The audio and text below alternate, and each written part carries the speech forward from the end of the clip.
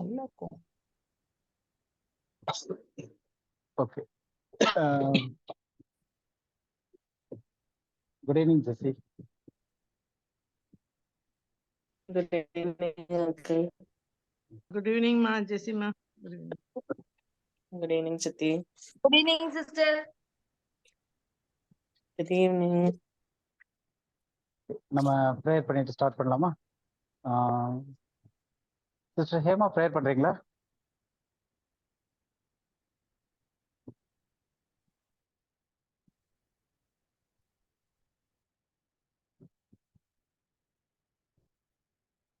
Sister Hema, okay. Oh, brother, yeah. ஐயா prayer பண்ணு. Start பண்ணுங்க. Oh. Dear Heavenly Father, we thank you for this time that you have given us, Lord God, to come before your holy, your throne of grace as your people who believe in you. And I pray for this Bible study that we have all joined together and come together, Lord God. I pray that you would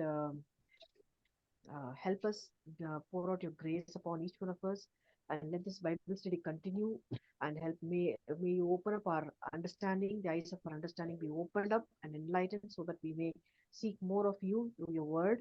And I pray for Brother Samuel and Brother Louis and all the other brothers and sisters. I pray that you would bless them, the teachers especially, of the teachers of your word of God, Lord. I pray that we all be edified through this Bible studies, and in the coming days also we will apply it in our lives, Heavenly Father God. And I pray that you would sustain each one of us and keep us by your grace and peace. Thank you, Father. In Jesus' name I pray. Amen. Amen. Amen. Amen. Amen. Amen. Good evening, Brother Daniel. Good Good evening to evening, all brother. of Good you. evening, brother. Good evening, all. Praise the Lord. Praise the Lord. Good evening. Good evening. Good evening. Good Sister evening, Hema, உங்க camera ஆன்ல இருக்குன்னு நினைக்கிறேன். Okay. So இன்னைக்குதான் கார்த்திகேயன் சொல்லியிருந்தாரு, இந்த ஒரு டாபிக்லயே வந்து இது 5வது வாரம் ஆயிடுச்சுன்ட்டுன்னு. நிச்சயமா இந்த வாரம் நம்ம இதை முடிச்சிருவோம்னு நினைக்கிறேன். இந்த வாரத்தோட முடிஞ்சிடும். பிரதர் கார்த்திக் எப்படி இருக்கிறாரு? பிரதர் கார்த்திக் எப்படி இருக்கிறாரு? கார்த்திகேயன் இருக்காரு, அவரே Brother? பதில் சொல்லுவாரு. நல்லா இருக்காரு சார். அப்பா அப்பா அப்பா எப்பா என்ன எனர்ஜி, என்ன இது. ஓகே ஓகே பிரதர் ரெக்கார்டிங்ல. ஓகே ஓகே ரைட் பிரதர், நம்ம ஸ்டார்ட் பண்ணலாமா? Great. Okay yeah okay. So இது வரைக்கும் நம்ம பார்த்துட்டு வந்தது அப்படின்னு பார்த்தோம்னா, சாத்தானுடைய அந்த வஞ்சகத்துல வந்து நம்ம பார்த்துக்கிட்டு அதுல அந்த ஸ்பாட்ல வந்து நின்னோம். ஏன் அப்படின்னா, அங்க சவுல் கிட்ட வந்து பேசியது சாம்பேல் தானா அப்படின்னும் போது, இல்ல அது ஒரு குறி சொல்ற ஒரு வஞ்சிக்கும் ஆவி அப்படின்னு சொல்லிட்டு நம்ம பார்த்தோம். அப்ப அந்த குறி சொல்லும் வஞ்சிக்கும் ஆவி அப்படின்னும் போது அங்க இது வந்து சாத்தானுடைய ஒரு வஞ்சிக்கும் செயல் அப்படின்னும் போது, சாத்தான் எப்படியெல்லாம் வஞ்சிக்கிறான் அப்படின்றதுக்கான வேற சில காரியங்களை பார்க்கலாம்னு சொல்லிட்டு தான் சாத்தானை பத்தி அந்த ஒரு அவன் எப்படி வந்து அந்த உண்மையை சொன்னான், இல்லை எப்படி அவன் வந்து சவுல் கிட்ட வந்து நடந்த விஷயங்களை அப்படியே சொன்ன மாதிரி, இல்லை தீர்க்க தரிசன மாதிரி சொன்னான் அப்படின்ற காரியத்துல பார்க்க ஆரம்பிச்சோம். அப்ப அதுல நம்ம லாஸ்ட் வீக்கா எதை பார்த்தோம் அப்படின்னா, ஜஸ்ட் 2 minutesல ஒரு ரீகேப். சாத்தானுடைய அனுபவம் என்ன அப்படின்னு பார்த்தோம். அவன் வந்து 6000 வருடங்களுக்கு மேலாக அவனுடைய அனுபவம் இருக்கு. அதுல வெளியே வாயினால சொல்லப்பட்ட வார்த்தையோ இல்லை நிகழ்ந்த காரியங்களோ இதெல்லாம் வந்து சாத்தானால தெரிஞ்சுக்க முடியும். அதை வச்சு அவனால ஓரளவு யூகிக்க முடியும் அப்படின்னு சொல்லி பார்த்தோம். சாத்தானுக்கு எதிர்காலம் தெரியுமா தெரியாதா அப்படின்னு பார்க்கும்போது, சாத்தானுக்கு வந்து துல்லியமா அந்த எதிர்காலம் இப்படிதான் இருக்க போகுது அப்படின்றது வெளியே சொல்லப்படாத எதிர்காலம் தெரியாது. இப்ப ஏதாவது வெளியே சொல்லப்பட்டிருக்கு, வேதத்துல இருக்கு, இல்லை வெளியே வந்த வார்த்தைகளா இருக்கு அப்படின்னும் போது அது அவனுக்கு தெரியும் அப்படின்னு சொல்லி பார்த்தோம். அதை வச்சு யோகிக்கவும் முடியும் அப்படின்னு பார்த்தோம். 2வது, சாத்தானுக்கு நம்முடைய இருதயத்திலேயோ இல்லை மனதிலேயோ தோன்றுகிற எண்ணங்கள், சிந்தனைகள், நினைவுகள் இதெல்லாம் அவனுக்கு தெரியாது அப்படின்னு பார்த்தோம். அது தேவனுக்கு மட்டுமே தெரியக்கூடியது அப்படின்னு சொல்லிட்டு தானியேல்ல இருந்தெல்லாம் எடுத்து வச்சு அந்த சில காரியங்களை பார்த்தோம். அப்ப வெளியில ஒரு வார்த்தையா வெளியே வந்தா மட்டும்தான் சாத்தானுக்கு அது தெரியுமே தவிர, இருதயத்தின் எண்ணங்களா இருக்க வரைக்கும், நம்மளுடைய சிந்தனையில இருக்க வரைக்கும் அது தேவன் ஒருவருக்கு தான் தெரியும். அவர் ஒருத்தர் தான் இருதயங்களை ஆராய்ந்து பார்த்தவர்னு சொல்லி பார்த்தோம். அடுத்தது, சவுலினுடைய எதிர்காலத்தை சாத்தான் எப்படி கணித்தான் அப்படின்னு சொல்லிட்டு பார்க்கும்போது 3 விஷயத்த பார்த்தோம். 1, சவுல் வந்து தேவனுக்கு கீழ்ப்படியலை. 2வது, தேவன் சொன்னதை செய்யாம விட்டுட்டனால அந்த ஒரு காரியத்தினால ராஜ்யம் வந்து சவுல் கிட்ட இருந்து பறிக்கப்படுது அப்படின்றது சாத்தானுக்கு தெரியும் அப்படின்னு சொல்லிட்டு பார்த்தோம். அதே மாதிரி சவுல் வந்து அஞ்சனம் பார்க்கிறவர்களை நாடி குறி சொல்றதுல தேடினனால பிரமாணத்தின் அடிப்படையிலேயே சவுல் கொலை செய்யப்பட வேண்டும் அப்படின்றனால சாத்தானுக்கு அந்த பிரமாணமும் தெரிஞ்சிருந்தனால சவுல் நிச்சயமா மரிப்பான். ரெண்டாவது ராஜாவாகவும் இருக்க முடியாது, சவுல் மரிக்க போறான்றது தெரிஞ்சு. மூணாவது விஷயம் அந்த டைமிங், இது எப்ப நடக்க போகுதுன்றதை எப்படி யூகிச்சோம் அப்படின்னும் போது பெலிஸ்தியர் போருக்கு தயாராகி அங்க சூனேம்ல பாளையம் இறங்கிட்டாங்க. அடுத்த நாள் விடிஞ்சா போர் நடக்க போகுது. அப்ப இந்த காரியங்கள் எல்லாம் தெரிஞ்சனால இதை வச்சு சவுலினுடைய எதிர்காலத்தை சாத்தான் அவனுக்கு தெரிஞ்ச விஷயங்களை வச்சு கணித்தான் அப்படின்னு சொல்லிட்டு பார்த்தோம். அதுக்கப்புறம் இன்னும் கொஞ்சம் டீட்டெயில் போய் சவுலினுடைய மரணத்திற்கான காரணம் என்னன்னு பார்க்கும்போது கர்த்தருடைய வார்த்தையை கை கொள்ளாமல் கர்த்தருக்கு செய்த துரோகத்தின் நிமித்தம் அப்படின்னு ஒரு காரியத்தை பார்த்தோம். ரெண்டாவது, அவன் கர்த்தரை தேடாமல் அஞ்சனம் பார்க்கல தேடின நிமித்தமே செத்து போனான் அப்படின்னு சொல்லி பார்த்தோம். அதுக்கப்புறம் சவுல் எப்படி மரித்தான் அப்படின்னு சொல்லி பார்த்தோம். அதுல வந்து பெலிஸ்திய வில் வீரரால மரித்தானா கிடையாது. அதே மாதிரி தற்கொலை செய்து கொண்டு மரித்தானா அதுவும் கிடையாது. அப்போ ஒரு வழிபோக்கனா அங்க வந்து ஒரு அமலேக்கிய வாலிபனுடைய கையினால மரித்தான் அப்படின்னு சொல்லி பார்த்தோம். சரி, அப்ப அமலேக்கிய வாலிபன் கையினால் தான் மரித்தான் அப்படின்னும் போது சவுலை கொன்றது யார் அப்படின்னு பார்க்கும்போது வசனத்தின் அடிப்படையில சர்வ வல்லமையுள்ள தேவனே சவுலை கொன்றார் அப்படின்ற காரியத்தை பார்த்தோம். அப்ப சவுலை தேவன் ஏன் கொன்றாரு அப்படின்னு பார்க்கும்போது சவுல் செய்த காரியத்தினால அப்படின்னு பார்த்தா மேலோட்டமாக பார்க்கும்போது சவுல் செஞ்ச காரியத்தினால தேவன் வந்து சவுலை கொன்றதாக தோன்றலாம். ஆனா அதனுடைய அடியில அடுத்த லெவல் எடுத்து பார்க்கும்போது தேவனுடைய திட்டம் இருந்துச்சு.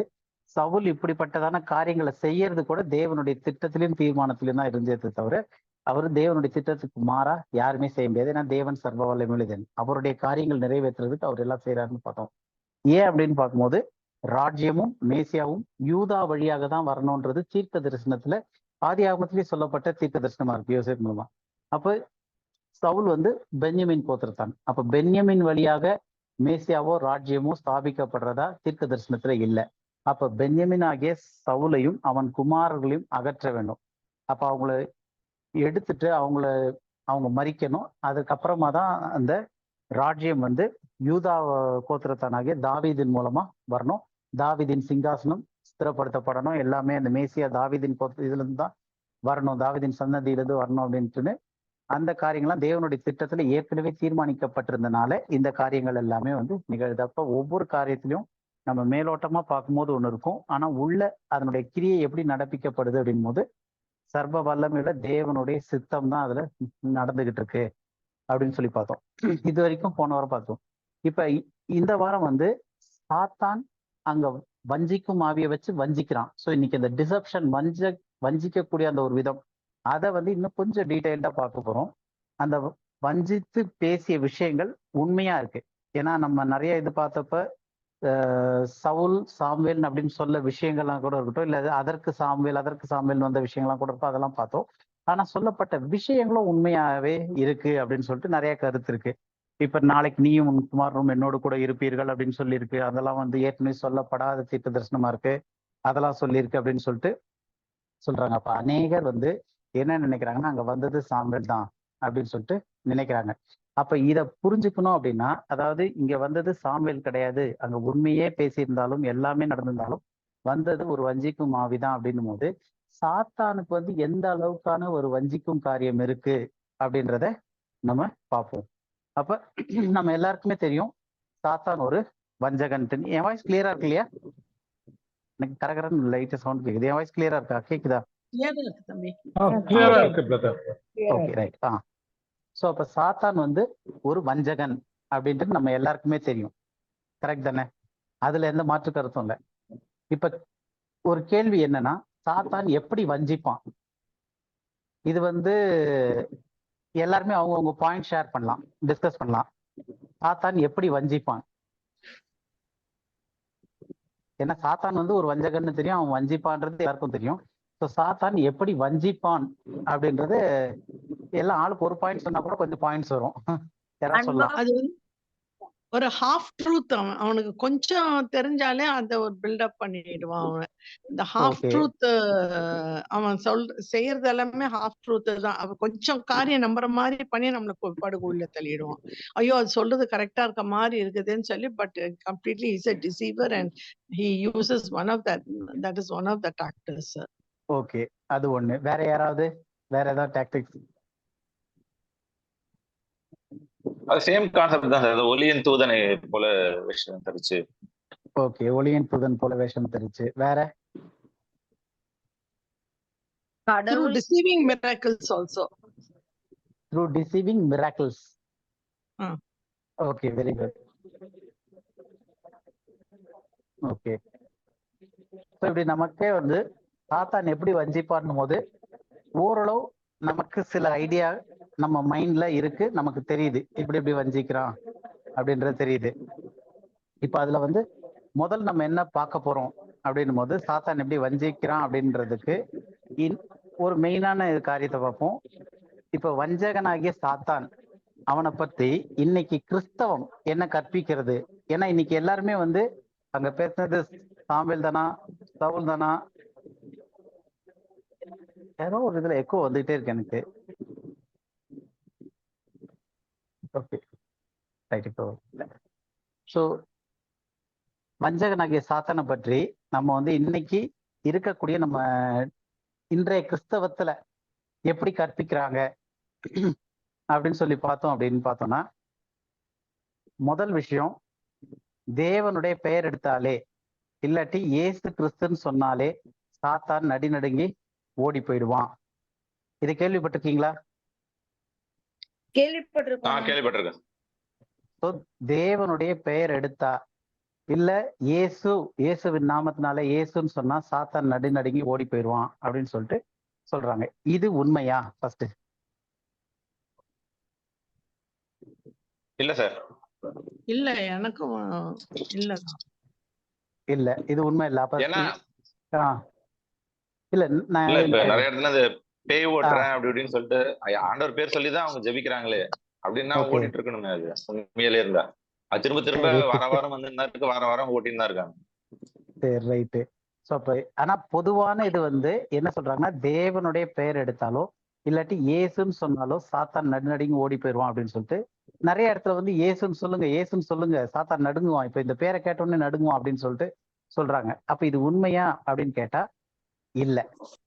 அப்ப இதுல என்ன பிரச்சனை இருக்கு அப்படின்னு பார்த்தோம்னா, இந்த ஒரு இது இருக்கு இல்லையா, இவங்க இப்ப சொல்றது இயேசுன்ற பெயரை கேட்டாலே இல்ல தேவனுடைய பெயரை கேட்டா, தேவனுடைய சமூகத்துல வந்தா சாத்தான் நடுங்கி ஓடி போவான் அப்படின்றது வந்து ஒரு ஆவிக்குரிய இதா தெரியும், ஒரு ஸ்பிரிச்சுவலா இருக்கிற மாதிரி தெரியும், பயங்கர பக்திக்குரியதா ஆவிக்குரியதா தெரியும்.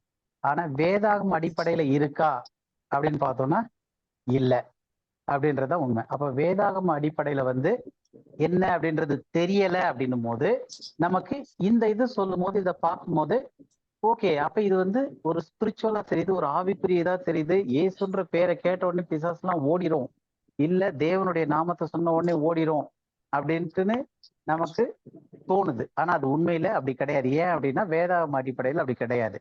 ஸோ உதாரணத்துக்கு நம்ம எல்லாமே வந்து இன்னைக்கு நம்ம கண்ணு முன்னாடி நடக்கக்கூடிய விஷயங்களோ இல்லை இன்னைக்கு சொல்லப்படுற அந்த சர்ச்சுகள்ல நடக்கக்கூடிய விஷயங்களையோ இல்ல நம்ம கேள்விப்படுற விஷயங்கள், இந்த இடத்துல தேவன் இப்படி செஞ்சார் அப்படி செஞ்சாருன்னு கேள்விப்படுற விஷயங்களையோ வச்சு நம்ம ஒரு டீச்சிங் இல்ல ஒரு டாக்டரினை தீர்மானிக்க கூடாது. அப்ப டாக்டரின் எது அடிப்படையில இருக்கணும் அப்படின்னா வேதத்தினுடைய அடிப்படையில தான் டாக்டரின் இருக்கணும். அப்ப அந்த காரியத்தை குறித்து வேதத்துல என்ன சொல்லியிருக்கு அப்படின்னு ஃபர்ஸ்ட் நம்ம அடிப்படை புரிஞ்சுக்கணும் அப்படின்னும் போது நம்ம ஒரு வசனம் எடுத்து படிக்கலாம். யோபு 1 அதிகாரம் 6வது வசனம் படிங்க. யோபு 1 அதிகாரம் 6வது வசனம். ஒரு நாள் தேவபுத்திரர் கர்த்தருடைய சன்னதியில் வந்து நின்ற போது சாத்தானும் அவர்கள் நடுவிலே வந்து நின்றான். அப்ப கர்த்தருடைய சந்நிதியில் இன்னைக்கு வந்து ஆண்டோடைய பிரசன்ஸ்ல பிசாசு வந்து நிக்கவே முடியாது, அப்படியே விடுவான்னு சொல்லிட்டு இதுக்கு நிறைய யூடியூப்ல எல்லாம் பார்த்தா ஏகப்பட்ட சபைகள் மாதிரியே இருக்கு. அப்படியே ஃபுல்லா இப்படின்னு கை காமிச்சா உருள்றாங்க ஓடுறாங்க. கேட்டா தேவனுடைய பிரசன்ன சமூகத்துல பிசாசால நிக்க முடியலன்னு சொல்லிட்டு. ஆனா இங்க வசனம் என்ன சொல்லுதுன்னா, தேவபுத்திரர்கள் கர்த்தருடைய சந்நிதியில் பண்ணும்போது சமூகத்தில் வந்து நிற்கும் போது சாத்தானும் அவர்கள் நடுவில் வந்து நின்றுருக்கான். ஒண்ணு. ரெண்டாவது, இதே இதுல திரும்பவும் 2வது அதிகாரம் முதல் வசனத்தையும் படிங்க. யோபுலயே 2வது அதிகாரம் முதல் வசனமே. இன்னொரு நாளிலே தேவபுத்திரர் கர்த்தருடைய சந்நிதியில் வந்து நின்ற போது சாத்தானும் அவர்கள் நடுவிலே கர்த்தருடைய சந்நிதியில் வந்து நின்றான். அப்போ கர்த்தருடைய சந்நிதியில சாத்தான் வந்து நிக்கிறது அப்படின்றது வந்து ஏற்கனவே நடந்திருக்கு. அது பைபிள்ல பதிவு பண்ணப்பட்டிருக்கு. கர்த்தருடைய சந்நிதின்னு இவங்க சொல்றது வந்து இன்னைக்கு வந்து கர்த்தருடைய சந்நிதி அவர் பிரசன்ஸ் இருக்குன்னு இந்த புல்லரிக்கிறத வச்சு சொல்லிட்டு இருக்காங்க. இது கூட கிடையாது. இது வந்து லிட்ரலா ஹெவன்லீஸ்ல இருக்கக்கூடிய ஒரு இடத்தை பத்தி சொல்லுது. அப்ப கர்த்தருடைய பிரசன்ஸ்ல அந்த இடத்துல இருக்கும் போது ஏஞ்சல்ஸ் எல்லாம் தேவபுத்திரர்கள்ன்றது வந்து தேவ தூதர்கள், ஏஞ்சல்ஸ் அவங்க எல்லாம் வந்து நிற்கும் போது சாத்தானும் அவர்கள் நடுவிலே வந்து நிக்கிறான் அப்படின்னு பார்த்தோம். அப்ப நின்ன உடனே சாத்தான் உருண்டு எடுத்து ஓடிட்டானா அப்படின் போது நம்ம இப்ப அதுக்கு போவேன்னா யோபு படிச்சு பார்த்தாலே தெரியும், நிறைய பேருக்கு தெரியும். அதுக்கப்புறம் கர்த்தர் வந்து என் தாசனாக யோபு கண்டாயா, இதை செஞ்சாயான்னு சொல்லிட்டு பேசுறாரு. அப்போ சத்தியத்துல வசனத்துல நம்ம அப்படி பார்க்கும்போது இங்க வந்து நமக்கு போதிக்கப்படுறதுல வித்தியாசம் நமக்கு இப்ப தெரியுதா தெரியலையா? நம்மளே இப்ப யோசித்து பார்த்தோம்னா இன்னைக்கு வந்து சபையில வந்து தேவ பிரசனத்துல வந்து எல்லாம் ஆட உருளன்னு ஆரம்பிச்ச உடனே பிரசனத்துல வந்து பிசாசு உருளுது ஓடுதுன்றாங்க. அங்க இங்க நிக்கிறது பாஸ்டர் சொல்லும் போது அந்த புல்லரிக்கிறத வச்சு ஒரு பிரசன்ஸ்ன்றாங்க. அதுல பிசாசு உருண்டு ஓடுது, நிக்க முடியாது அப்படின்னு சொல்றாங்க. ஆனா வேதத்துல வந்து உண்மையிலேயே பிதாவாகிய தேவன் அங்க நிற்கும் போது தேவ தூதர்கள்லாம் வந்து சேர்ந்து இருக்கும் போது பிசாசானவனும் அங்க வந்து நிக்கிறான். அந்த சமூகத்துல அவருடைய பிரசன்ஸ்ல அங்க உரையாடல் நடக்குது. சோ இது வந்து ஒரு ஹிண்ட் மாதிரி கொடுக்குறேன் நானு, ஏன்னா இது பெரிய டாபிக் தனியா போகும். அப்ப நம்ம இதுல இருந்து என்ன புரிஞ்சுக்க முடியுது அப்படின்னும் போது இன்னைக்கு நம்ம பாக்குறதோ இன்னைக்கு நமக்கு போதிக்கிறதோ வந்து வேதத்தின் அடிப்படையில இருக்கா அப்படின்னு கேட்டா கிடையாது. ஆனா அதை பார்க்கும்போது அப்படியே அந்த புல்லரிச்சு ஒரு பிரசன்ஸ்ல இருக்கும்போது எல்லாம் அப்படியே உருண்டு ஓட பேய் ஓடுது இது பண்ணுது அப்படின்னும் போது அது பயங்கர ஸ்பிரிச்சுவலா தெரியுது.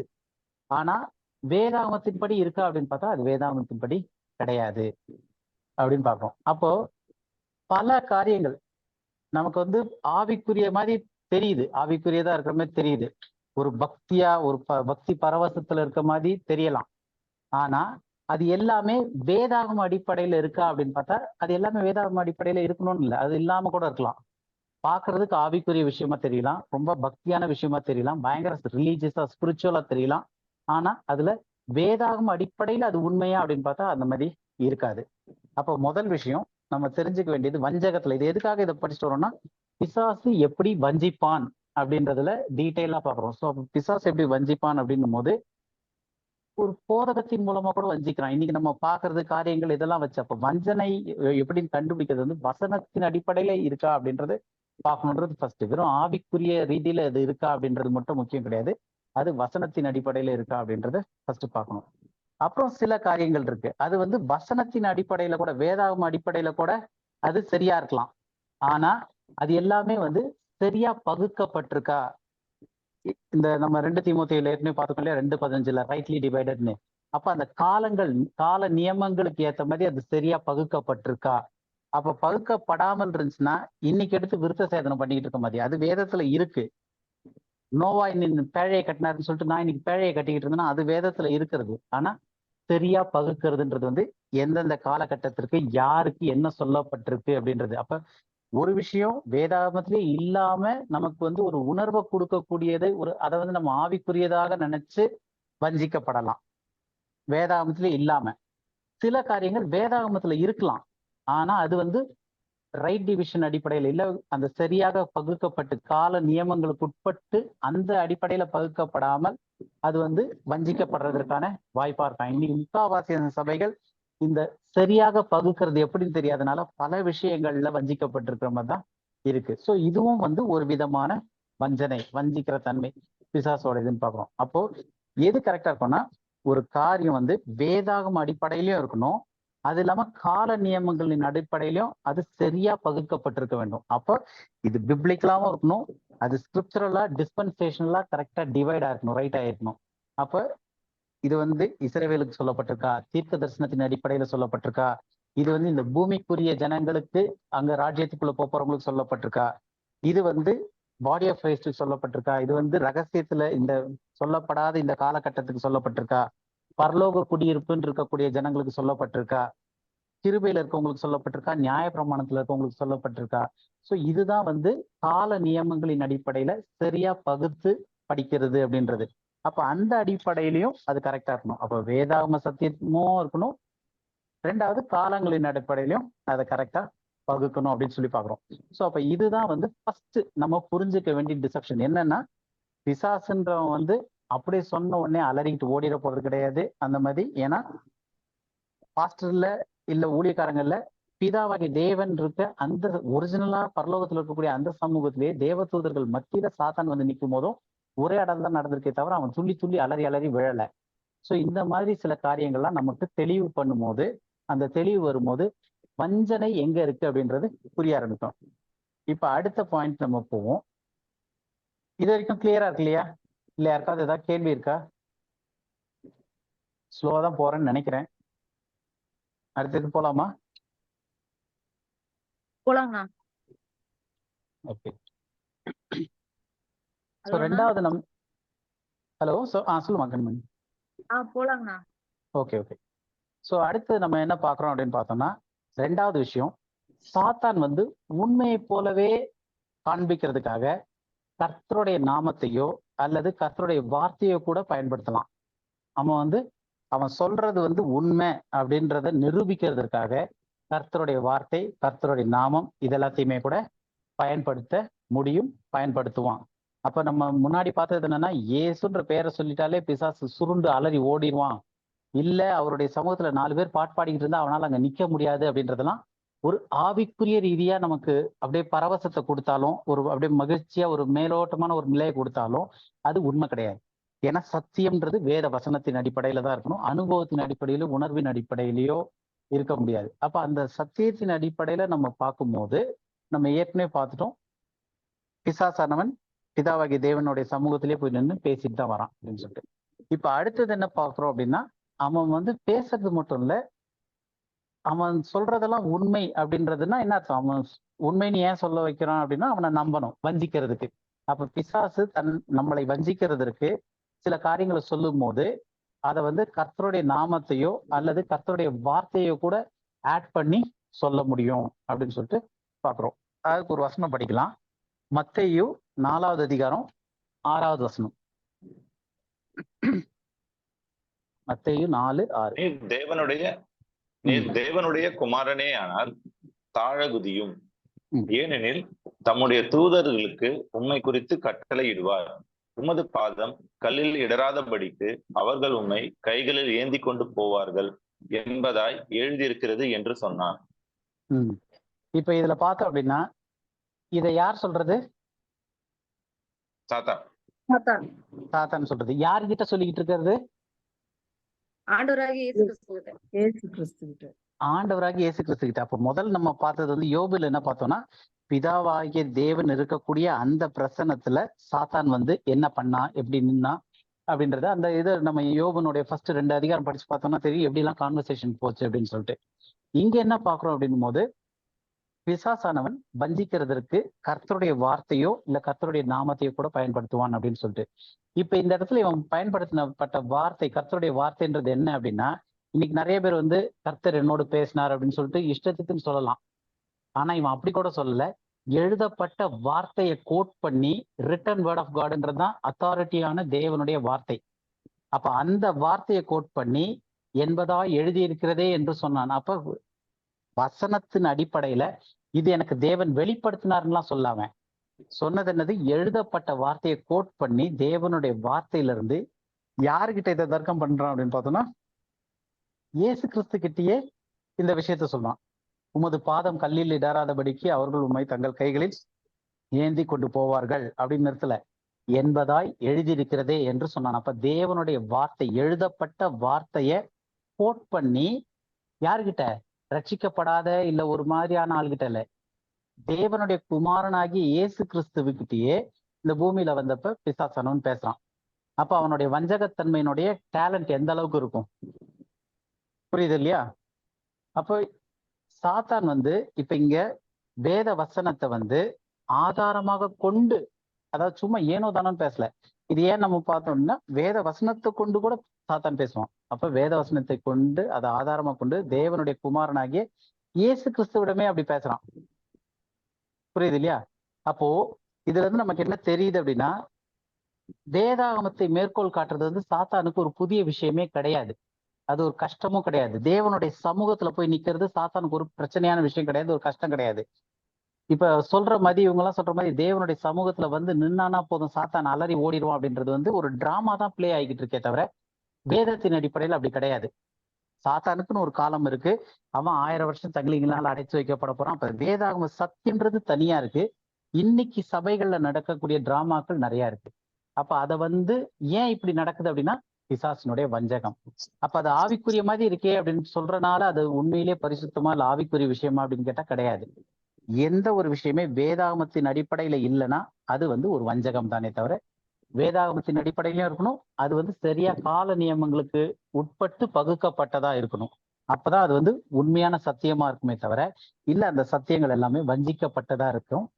சாத்தானுமே அப்படிதான் மேற்கோள் காட்டுறான், வசனங்களையும் எடுத்து காட்டுவான். அதனால வசனம் வரனால இது வந்து சாத்தானுக்கு இருந்து வராது அப்படின்னு சொல்ல முடியாது. வேதத்தை மேற்கோள் காட்டுவது வந்து சாத்தானுக்கு புதுசு இல்லை. ஏன்னா ஏற்கனவே யாருக்கிட்ட வசனத்தை காமிச்சிருக்கான்? ஆண்டவராக இயேசு கிறிஸ்துக்கிட்டே வசனத்தை கோட் பண்ணி பேசுறான். அப்ப இயேசு கிறிஸ்துவுக்கிட்டயே அந்த மாதிரி பேசும்போது அவர் ஆண்டவரா இருக்காரு. ஆண்டவராக இயேசு கிறிஸ்துக்கிட்டே அப்படி பேசும்போது ஜனங்கள் கிட்ட எந்த அளவுக்கு அவன் வசனத்தை கோட் பண்ணி பேச முடியும்? புரியுதா உங்களுக்கு அந்த டெப்த்? ஆனா ஒரு அப்போ டவுட் சொல்லுங்க. ஆண்டவராகி இயேசு கிறிஸ்து சிலுவையில மரிக்கும் போதுதான் அவனோட தலையை நசுக்கிறாரு. அது வரைக்கும் அவன் வந்து நல்லா இதுவா இருக்கான். சரி, அதனால கூட இல்ல அது வந்து ஒரு தனி டாபிக். சிலுவையில வந்து அவனுடைய தலையை நசுக்குனார்னா அது எப்ப இம்ப்ளிமெண்ட் ஆகுது அப்படின்றது இருக்கு. இப்ப சிலுவையில வந்து மரணத்தை வெற்றி சிறந்தார், கரெக்டா? ஆமா. இன்னைக்கு மரிக்கிறாங்களா ஜனங்கள் சிலுவைக்கு அப்புறமா? மரிக்கிறாங்க.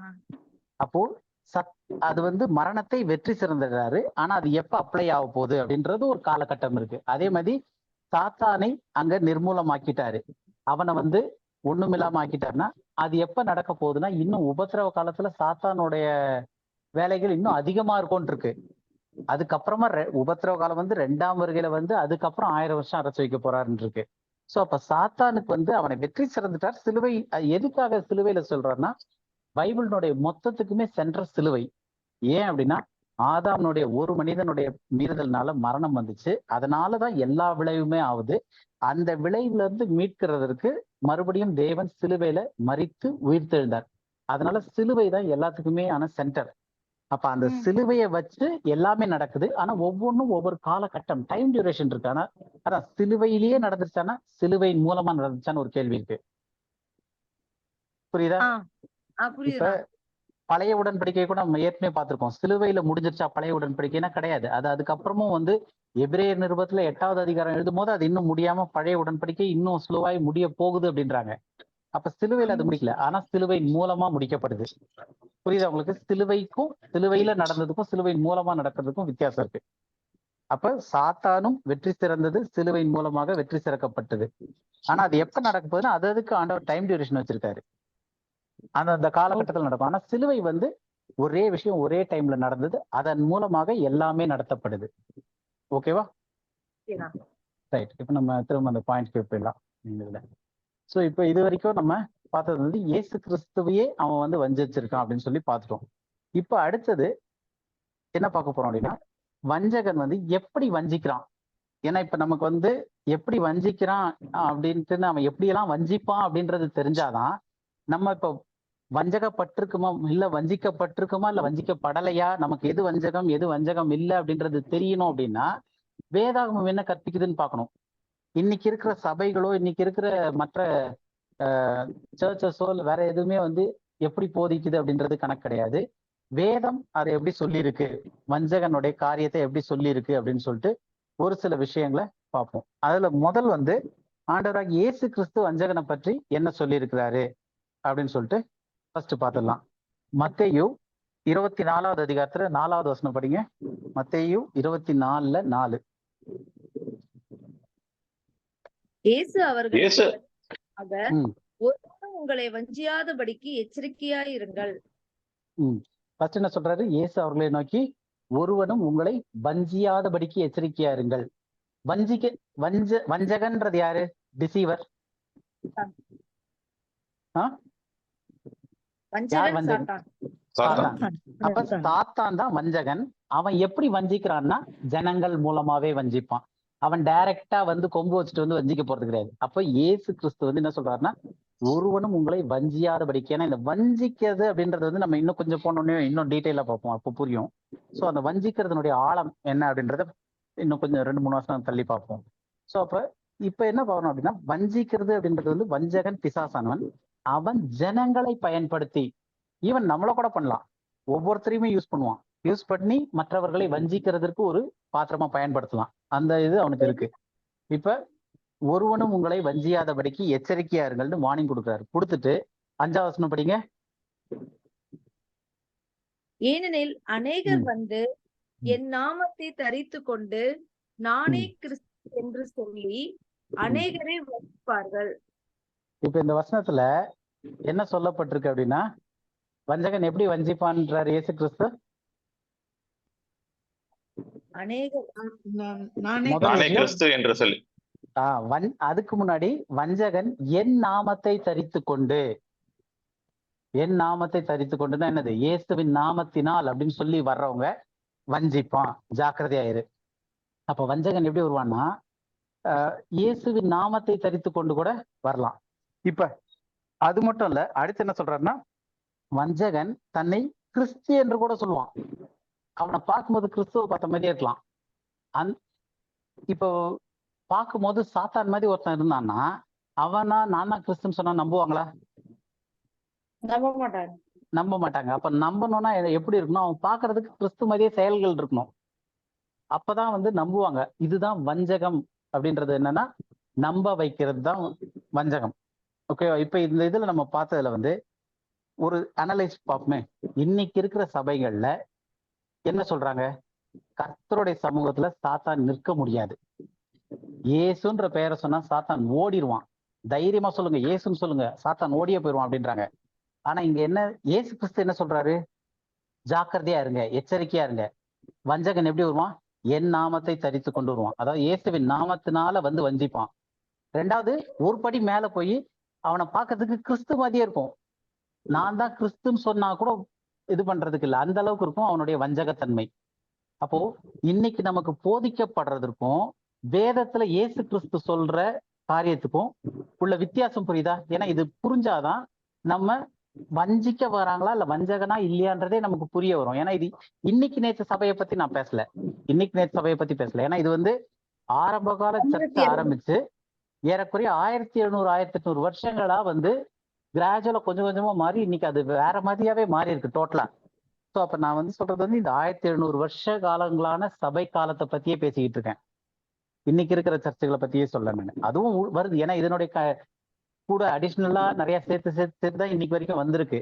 அப்ப நம்ம புரிஞ்சுக்க வேண்டியது என்ன அப்படின்னா, இயேசு கிறிஸ்து என்ன சொல்லியிருக்காரு? சாத்தான் என் நாமத்தை தரித்துக்கிட்டு வருவான். அதே மாதிரி அவன் சொல்லும் போது என்னுடைய பேரை சொல்லி தான் இயேசு அப்படின்ற அளவுக்கு சொல்லி வஞ்சிப்பான் அப்படின்னு சொல்லி சொல்றோம். அப்ப இன்னைக்கு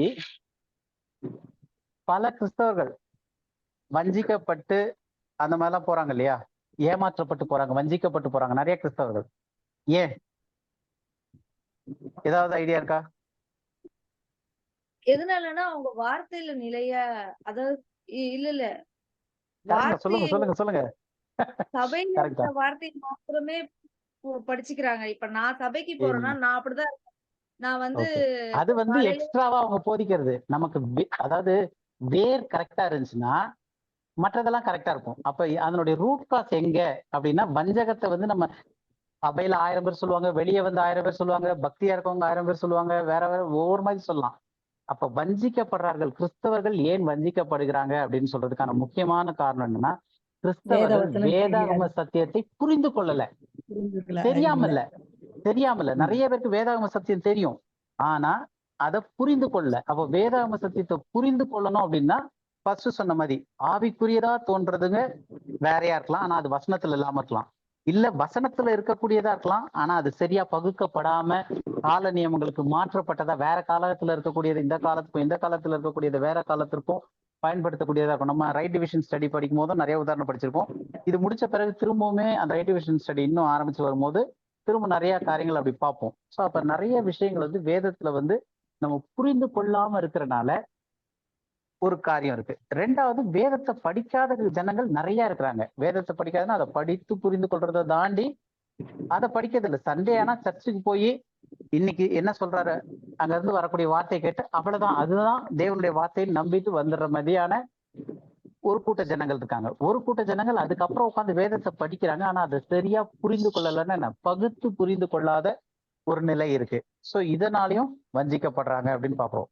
இப்ப வேதாகமத்துல இல்லாத பல விஷயங்கள் கிறிஸ்தவர்கள் வந்து என்ன நினைக்கிறாங்கன்னா ஒரு ஆவிக்குரியவை, அதாவது ஒரு ஸ்பிரிச்சுவலா இருக்கிற மாதிரி நம்பி வஞ்சிக்கப்படுறாங்க. அதுல ஒரு சில இதுதான் வந்து அது வந்து ஒவ்வொரு சபைக்கும் மாறும். இப்ப நான் யூடியூப்ல கூட ஏதோ ஒன்று பார்த்தேன். சென்னையில ஒரு சபை, அவர் ட்விஸ்ட் அப்படின்னாருன்னா இந்த பக்கம் அப்படியே இருக்கிற காங்கிரேஷன் மொத்தம் புதன்னு உழறாங்க, இந்த பக்கம் ட்விஸ்ட் அப்படின்னாருன்னா இந்த பக்கம் இருக்க காங்கிரேஷன்ல உழறாங்க. அப்ப வேதாகம் அடிப்படையில அது இருக்கா அப்படின்னு கேட்டா கிடையாது. அந்த சர்ச்சுக்கு போறவங்க பயங்கர ஸ்பிரிச்சுவலா இருப்பாங்க, ஒயிட் அண்ட் ஒயிட்ல இருக்கலாம், எப்படி வேணா இருக்கலாம்.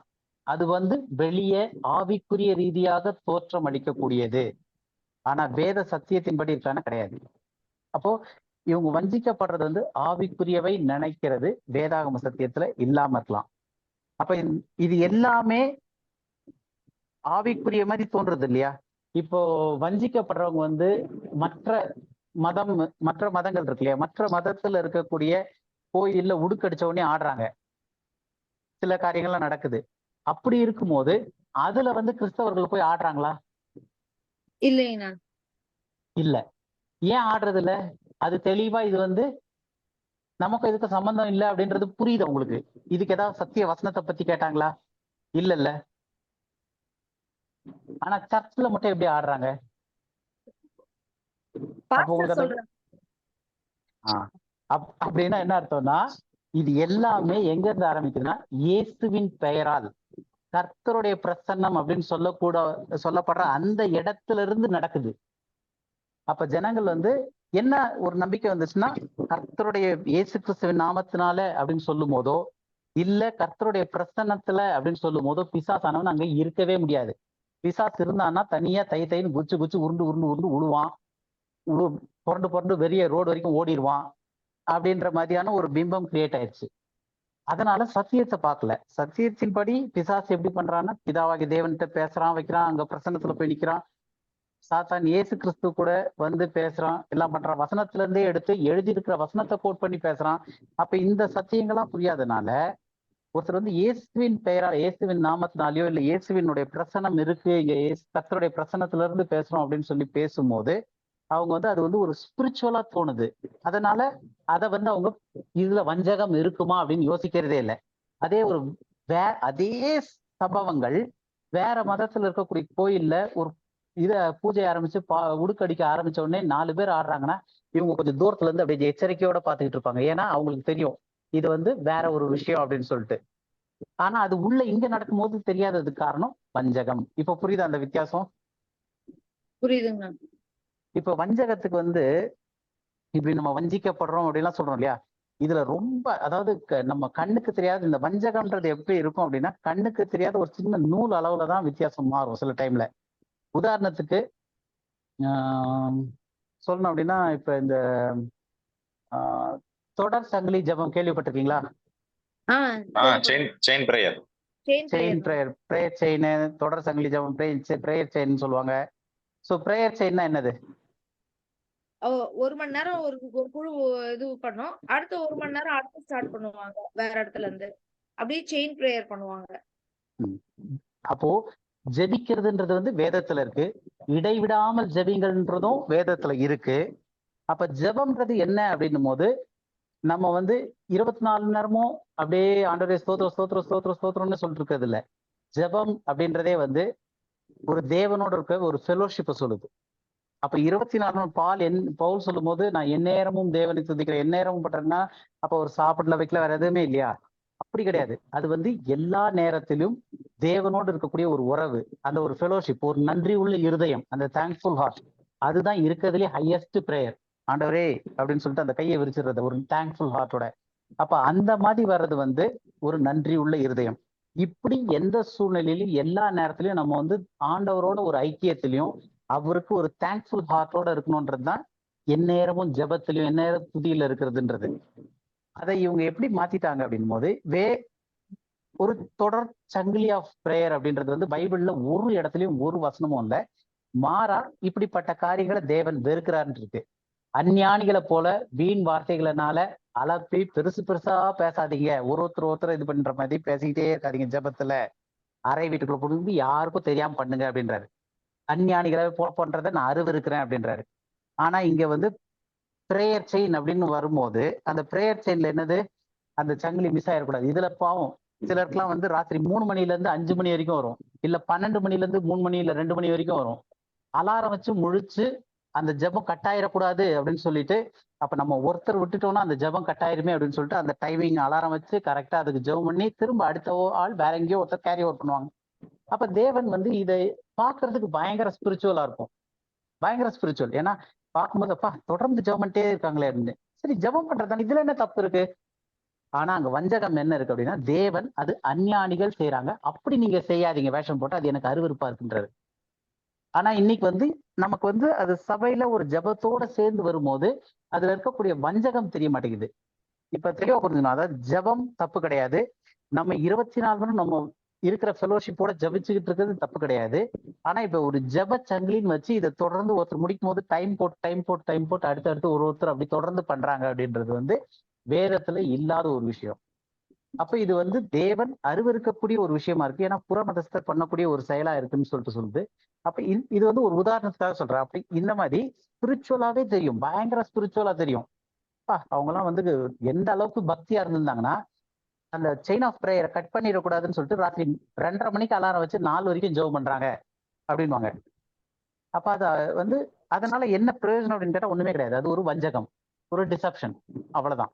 தேவன் அருவருக்கிற செயலை நம்மள பிசாசு செய்ய வச்சிருக்கான், அவ்வளவுதான். இது வந்து யார் எப்ப ஆரம்பிச்சாங்கன்னு இல்லை, இது வந்து காலகாலமா சபைகள்ல பல நூற்றாண்டு காலமா உள்ள நுழைஞ்சு வந்துருச்சுது. ஆனா இது வஞ்சகம்ன்றதே தெரியாம இன்னும் ஃபாலோ பண்ணிட்டு இருக்க மாதிரி நிறைய பேர் இருக்காங்க. சோ இது வந்து முதல் ஒரு விஷயம். அடுத்தது இப்ப இவ்வளவு நேரம் வந்து இயேசு கிறிஸ்து வஞ்சகனை பற்றி என்ன பேசினார் அப்படின்னு சொல்லி பார்த்தோம். இப்ப பவுல், அப்போஸ்தலனாகிய பவுல் வந்து வஞ்சகனை பற்றி என்ன சொல்றாரு அப்படின்னு சொல்லிட்டு பார்க்கலாம். 2 கொரிந்தியர்ல 11வது அதிகாரம் 13ல இருந்து 15 வசனம் படிங்க. 2 கொரிந்தியர் 11 13ல இருந்து 15. அப்படிப்பட்டவர்கள் கள்ள அப்போஸ்தலர்கள், கபடமுள்ள வேலையாட்கள், கிறிஸ்துவனுடைய அப்போஸ்தலரின் வேஷத்தை தரித்து கொண்டவர்களாய் இருக்கிறார்கள். அது ஆச்சரியம் அல்ல, சாத்தானும் ஒளியின் தூதனுடைய வேஷத்தை தரித்து கொள்ளுவானே. ஆகையால் அவனுடைய ஊழியக்காரரும் நீதியின் ஊழியக்காரருடைய வேஷத்தை தரித்து கொண்டால் அது ஆச்சரியம் அல்லவே. அவர்கள் முடிவு அவர்கள் கிரியைகளுக்கு தக்கதா இருக்கும். ஓகே, இப்ப இதுல பார்த்தோம்னா நிறைய வார்த்தைகள் வந்துருச்சு. ஒண்ணு கள்ள அப்போஸ்தலர்கள், கபட வேலையாட்கள், கிறிஸ்துவினுடைய அப்போஸ்தலரின் வேஷத்தை தரித்து கொண்டவர்களாய் இருக்கிறார்கள், முதல் விஷயம். அடுத்தது ஆச்சரியப்படாதீங்க அப்படின்னு சொல்லிட்டு ஷாக்க குறைங்க அப்படின்னு சொல்லிட்டு சாத்தானும் ஒளியின் தூதனுடைய வேஷத்தை தரித்து கொள்வானேன், அதனால அவனுடைய ஊழியக்காரரும் நீதியினுடைய ஊழியக்காரனுடைய வேஷத்தை தரித்து கொண்டால் அது ஆச்சரியம் அல்லவே அப்படின்னு சொல்லிட்டு பவுலுடைய இதுல. அடுத்தது வஞ்சகனை பத்தி, ஏன்னா இது வந்து ஒரு வஞ்சனைன்றது வந்து ரொம்ப ஒரு முக்கியமான விஷயம் வேதத்துல புரிஞ்சுக்க வேண்டியது. ஏன்னா இதனாலதான் இன்னைக்கு நிறைய பேர் வேதத்தை புரிஞ்சுக்கவே முடியாத அளவுல போறதுக்கு காரணம் இந்த வஞ்சகம். அப்ப இந்த வஞ்சகன் பெரும்பாலும் விசுவாசிகளை வந்து எப்படி வஞ்சிப்பான்னா மற்ற மதங்களை வச்சோ இல்ல மற்ற மத புத்தகங்களையும் வச்சு வஞ்சிக்க மாட்டான்.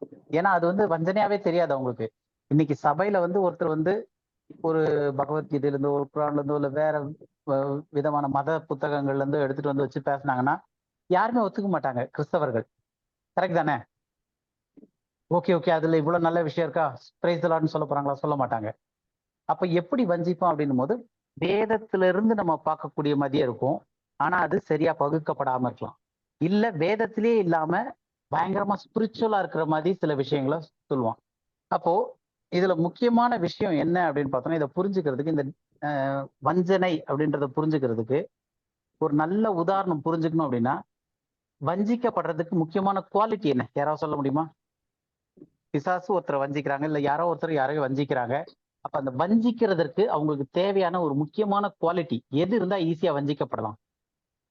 எதை சொன்னாலும் இப்போ நம்புறது. எதை திறமையான சொன்னாலும் பேச்சு. நம்புறது, திறமையான பேச்சு, அப்புறம் வேற வேத எதை வசனம் சொன்னாலும் அவங்களுக்குள்ள நம்புறது. இல்லைன்னாக்கா ஈஸியா வஞ்சிக்கப்படலாம். வேத வேத வசனத்துல வசனம் இல்லைன்னா ஆழமா இல்லைன்னா இல்ல நான் வேத வசனத்தையே இல்ல விட்டுருங்க. இப்ப நான் வந்து ஜென்ரலா கேக்குறேன். இப்ப நான் இன்னும் லிட்டரலா கேக்குறேன், வேற கொலோக்கியலா கேக்குறேன். இப்ப நான் வந்து ஒருத்தரை ஏமாத்தணும், நான் ஏன் ஒருத்தரை ஏமாத்தணும் வஞ்சிக்கணும் அப்படின்னா எனக்கு என்ன தேவை? நான் எப்படி ஒருத்தரை ஈஸியா வஞ்சிக்க முடியும்? நமக்கு ஒரு அவனுக்கு நீடு என்ன தேவைன்னு நல்ல நமக்கு ஒரு உங்களுக்கு ஒரு நீடு இருக்கு. ஆதாயம் தேவை. ஒரு ஆதாயம் தேவை. ஒரு ஆதாயம். நான் வந்து ஒருத்தரை ரஞ்சிக்கணும்னாக்கா ஃபர்ஸ்ட் அவன் இடியட்டா இருக்கிறானான்னு பார்ப்பேன்.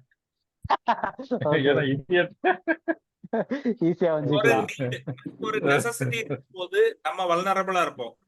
சார் ஓகே சார் சொல்லுங்க சொல்லுங்க. இப்ப வஞ்சிக்கிறதுக்கு கொஞ்சம் பைபிள் வசனமும் தெரிஞ்சிருக்கணும்ல.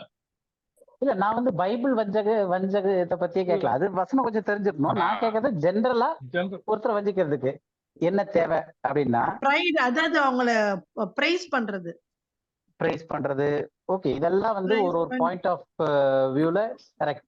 அதாவது நம்ம சொன்ன எல்லாமே வந்து வஞ்சனைக்கு ஒவ்வொரு டூல். ஆனா அந்த கீ, வஞ்சிக்கப்படுறதற்கு ஒரு கீ என்ன அப்படின்னா ஆசை. அந்த நம்ப வைக்கிறது. ஆசை நம்ப வைக்கிறது. எப்படி நம்ப வைக்கிறதுனா நம்ப வைக்கிறது தான் அந்த பாயிண்ட். அது எப்படி அப்படின்னும் போது அந்த கீ என்ன அப்படின்னா டூப்ளிகேட் தான் வஞ்சிக்கப்படுறது, ஒரிஜினலா இருக்கிறது. அப்ப அது வந்து எப்படி அப்படின்னா ரியாலிட்டியா இருக்கணும், நம்புற மாதிரி இருக்கணும். சொல்லக்கூடிய ஃபார் எக்ஸாம்பிள் இப்ப நம்ம வந்து ஒரு நகை கடைக்கு போயிருக்கோம். நகை கடைக்கு போயிருக்கும் போது ஒரு கோல்டு செயின் பாக்குறோம். அந்த கோல்டு செயின் வந்து 20,000 விலை வருது. அதே கடையில பக்கத்துல கவரிங் செஷன் இருக்கு, அதுல 500 ரூபாய்க்கு ஒரு செயின் இருக்கு. ரெண்டும் ஒரே லெவல் ஆஃப் லைட்டிங்ல, ஒரே மாதிரி பாலிஷ்ல, ஒரே ஷைனிங். சொல்ல போனோம்னா இந்த கவரிங் நகை வந்து ஒரிஜினலோடவே சில டைம்ல பளபளப்பா தெரியும், அந்த அளவுக்கு தெரியற மாதிரி இருக்கும். அப்போ இதுவும் ஒன்னா வச்சிருக்கும் போது ஒருத்தர் ஏமாத்தணும், வஞ்சகன் ஏமாத்தணும் அப்படின்ட்டா அவன் என்ன, அவனுக்கு வேண்டிய மெயின் காரியம் என்னன்னா எதிர்க்க யார் வஞ்சிக்கப்பட போறாங்களோ அவங்க நம்பணும். அது நம்புறதற்கு இவன் வந்து ஒரிஜினல் என்னவோ அதை அப்படியே டூப்ளிகேட் பண்ணிருக்கணும், அப்பதான் வஞ்சிக்கப்படுவாங்க. இப்ப நான் கோல்டு செயின் கடையில போயிட்டு இது அப்படியே எக்ஸாக்ட் இதுங்கன்னு சொல்லிட்டு ஒரு சைக்கிள் செயின் எடுத்து காமிச்சேன்னா யாருமே வஞ்சிக்கப்பட போறது கிடையாது. ஏன்னா ரெண்டுத்துக்கும் பகிரங்கமா வித்தியாசம் தெரியும். ஆனா அதே ஒரு கவரிங் நகை எடுத்து காட்டும் போது அந்த குவாலிட்டி, அந்த வெயிட்டுக்கே அவன் எல்லாம் ரெடி பண்ணி வச்சிருந்தானா ரெண்டையும் வந்து அந்த கோல்டை தேய்ச்சி செக் பண்ணி பார்த்தாலே ஒழிய எனக்கு அந்த வித்தியாசத்தை கண்ணால டக்குன்னு பார்த்து கண்டுபிடிக்க முடியாது. அப்ப அந்த விஷயம் தெரிஞ்சவங்க அதை செக் பண்ணி பார்க்கும்போது இது வந்து கோல்டு இல்லைங்க, அதுக்கப்புறம் வாங்கிட்டு வந்து வேற எங்கேயா கொடுக்கும் போது தான் ஐயோ இது ஏமாத்திட்டாங்க, பாக்குறதுக்கு அப்படியே இருந்துச்சு வாங்கிட்டு வந்துட்டு ஏமாத்திட்டாங்கன்றாங்க. அப்ப அந்த வஞ்சிக்கிறதுனுடைய கீ என்ன அப்படின்னா எதிர்க்க யார் வஞ்சிக்கப்படுறாங்களோ அவங்க நம்பணும். ஃபர்ஸ்ட் அவங்க நம்பணும் அப்படின்னா இவங்க வஞ்சிக்கிறவங்க வந்து எதை வச்சு வஞ்சிக்கிறாங்களோ அது வந்து எக்ஸாக்ட் ரிப்ளிகாவா இருக்கணும், ரியாலிட்டிக்கு வித்தியாசத்தை கண்டுபிடிக்க முடியாத அளவுக்கு ரியாலிட்டியில இருக்கணும். புரியுதா உங்களுக்கு? அதுல வித்தியாசம் தெரிஞ்சுனாலே நம்ம வந்து இல்ல இது டூப்ளிகேட்டுங்க அப்படின்னு சொல்லிட்டு சொல்றோம் அப்படின்னா நம்ம இங்க வஞ்சிக்கப்படலைன்னு அர்த்தம். நம்ம அதை ஒரிஜினல் நினைச்சு வாங்கினாதான் அங்க வஞ்சிக்கப்பட்டோன்னே அர்த்தம், நம்ம ஏமாத்தப்பட்டிருக்கோன்னே அர்த்தம். அப்போ நம்ம ஏமாத்தப்படுறோம், வஞ்சிக்கப்பட்டிருக்கோம், பிசாசால வஞ்சிக்கப்படுறோம் அப்படின்னா பிசாசு செய்யக்கூடிய காரியம் எப்படி இருக்கணும்? இப்ப ஒரிஜினலா இருக்கணும். பைபிள்ல இருக்கிற மாதிரியே ஒரிஜினலாவே இருக்கிற மாதிரி இருந்தாதான் நம்புவாங்க. இதே வேற மதத்துல இருக்கிற மாதிரி எதையோ ஒண்ணு கூட்டு வந்து வச்சாங்கன்னா நம்ப மாட்டாங்க. இப்ப புரியுதா உங்களுக்கு வஞ்சனை எப்படி இதாகுதுன்ட்டுன்னு? அப்ப ஒருத்தர் வந்து வேதத்தின் அடிப்படையில பிசாசினால வஞ்சிக்கப்படுறாங்க அப்படின்னும் போது முதல் விஷயம் வஞ்சிக்கப்படுறவங்க நம்பணும் இது பிசாசு பண்ணல, இது ஆண்டவர் தான் பண்றாரு, இது அப்படியே ஸ்பிரிச்சுவலான விஷயங்கள் அப்படின்னு நம்பணும். அப்படின்னா அந்த ஒரிஜினலை போலவே இருக்கிற அளவுக்கு பிசாசு ரெடி பண்ணி தரணும். அதனாலதான் என்ன போட்டிருக்கு, அவன் என்ன யூஸ் பண்ணான், அவன் தேவனுடைய நாமத்தை, தேவனுடைய வார்த்தையை இதெல்லாம் பயன்படுத்துறான். இதெல்லாம் என்ன பாக்குறதுக்கு ஒரிஜினல் மாதிரியே இருக்கும், பயன்படுத்தி அதன் மூலமா தான் விசுவாசிகளை வஞ்சிக்கிறான். அப்ப தேவனுடைய நாமமோ இல்ல தேவனுடைய வார்த்தையோ இல்லாம சும்மா எனக்கு இந்த மாதிரி தோணி இருக்கு அப்படின்னா கிளி ஜோசியக்காரனும் அதே தான் சொல்றான். கிறிஸ்தவங்க யாரும் கிளி ஜோசியக்காரனை நம்புறது இல்லை, கரெக்டா? ஒரு சில பேர் நம்பலாம், ஆனா பொதுவா கிறிஸ்தவர்கள் கிளி ஜோசியக்காரங்களையோ இல்ல இந்த மாதிரி குறி சொல்றவங்களோ இப்படி எல்லாம் மேக்ஸிமம் நம்ப மாட்டாங்க. ஏன் அப்படின்னா அவன் வந்து இயேசுவின் நாமத்தினாலேயோ இல்ல கர்த்தருடைய வார்த்தையை கொண்டு சொல்லல. அதனால பார்க்கும் போதே இது வந்து சைக்கிள் செயின், இது வந்து துருப்பிடிச்ச செயின்னு தெரிஞ்சிருது. ஆனா எங்க தேவனுடைய நாமத்தையும் தேவனுடைய வார்த்தையும் பயன்படுத்தி பிசாசானவன் வஞ்சிக்கிறானோ அங்கதான் வந்து வித்தியாசம் தெரியாம செக் பண்ணி பாக்குற அளவுக்கு தெரியாதவங்க ஈஸியா வஞ்சிக்கப்பட்டு ஓகே இதுதான் ஒரிஜினல் நினைச்சு அதை எடுத்துடுறாங்க. இப்ப வஞ்சகம் எப்படி வருதுன்னு தெரியுதா? இப்ப பிசாசானவன் என்ன பண்றான்? கள்ள அப்போஸ்தலர்கள், கபட வேலையாட்கள், வேஷம் தரித்த ஊழியர்கள் மூலமா வஞ்சிக்கிறான் அப்படின்னு சொல்லிட்டு பாக்குறோம். இப்ப இந்த வசனத்துல இன்னொரு முறை படிக்கலாமே இந்த வசனத்தை. திரும்ப போடுறேன். அதே 13ல இருந்து 15 திரும்ப ஒரு வாட்டி படிங்க. இப்ப இந்த புரிதலோட பாருங்க. ஏன்னா அந்த ஒரிஜினல் போலவே எப்படி வஞ்சிக்கிறான் அப்படின்றதுக்கு அந்த ஒரிஜினல்ல இருக்கக்கூடிய குவாலிட்டிங்களை அந்த தன்மைகளை பிசாசு எப்படி எடுத்து அந்த டூப்ளிகேட் பண்ணியிருக்கான் அப்படின்றது இந்த வசனத்தை இப்ப திரும்ப அந்த கண்ணோட்டத்துல பாருங்க. படிங்க 13ல இருந்து 15 2 கொரிந்தியர்ல. அப்படிப்பட்டவர்கள் அப்போஸ்தலர் கபடமுள்ள கிறிஸ்துவனுடைய அப்போஸ்தலரின் வேஷத்தை தரித்து கொண்டவர்களாய் இருக்கிறார்கள். அது ஆச்சரியம் அல்ல. சாத்தானும் ஒளி தூதனை வேஷத்தை தரித்து கொள்வானேன். ஆகையால் அவனுடைய ஊழியக்காரனும் நீதியின் ஊழியக்காரருடைய வேஷத்தை தரித்து கொண்டால் அது ஆச்சரியம் அல்லவே. அவர்கள் அவர்கள் கிரியைகளுக்கு தக்கதாய் இருக்கும். இப்ப இந்த வசனத்தினுடைய ஆழம், அந்த டெப்த் புரியுதா உங்களுக்கு? அந்த ரியாலிட்டிய மாதிரியே இருக்கக்கூடிய டூப்ளிகேட், அப்பதான் வந்து வஞ்சிக்கப்பட்டு போக முடியும்.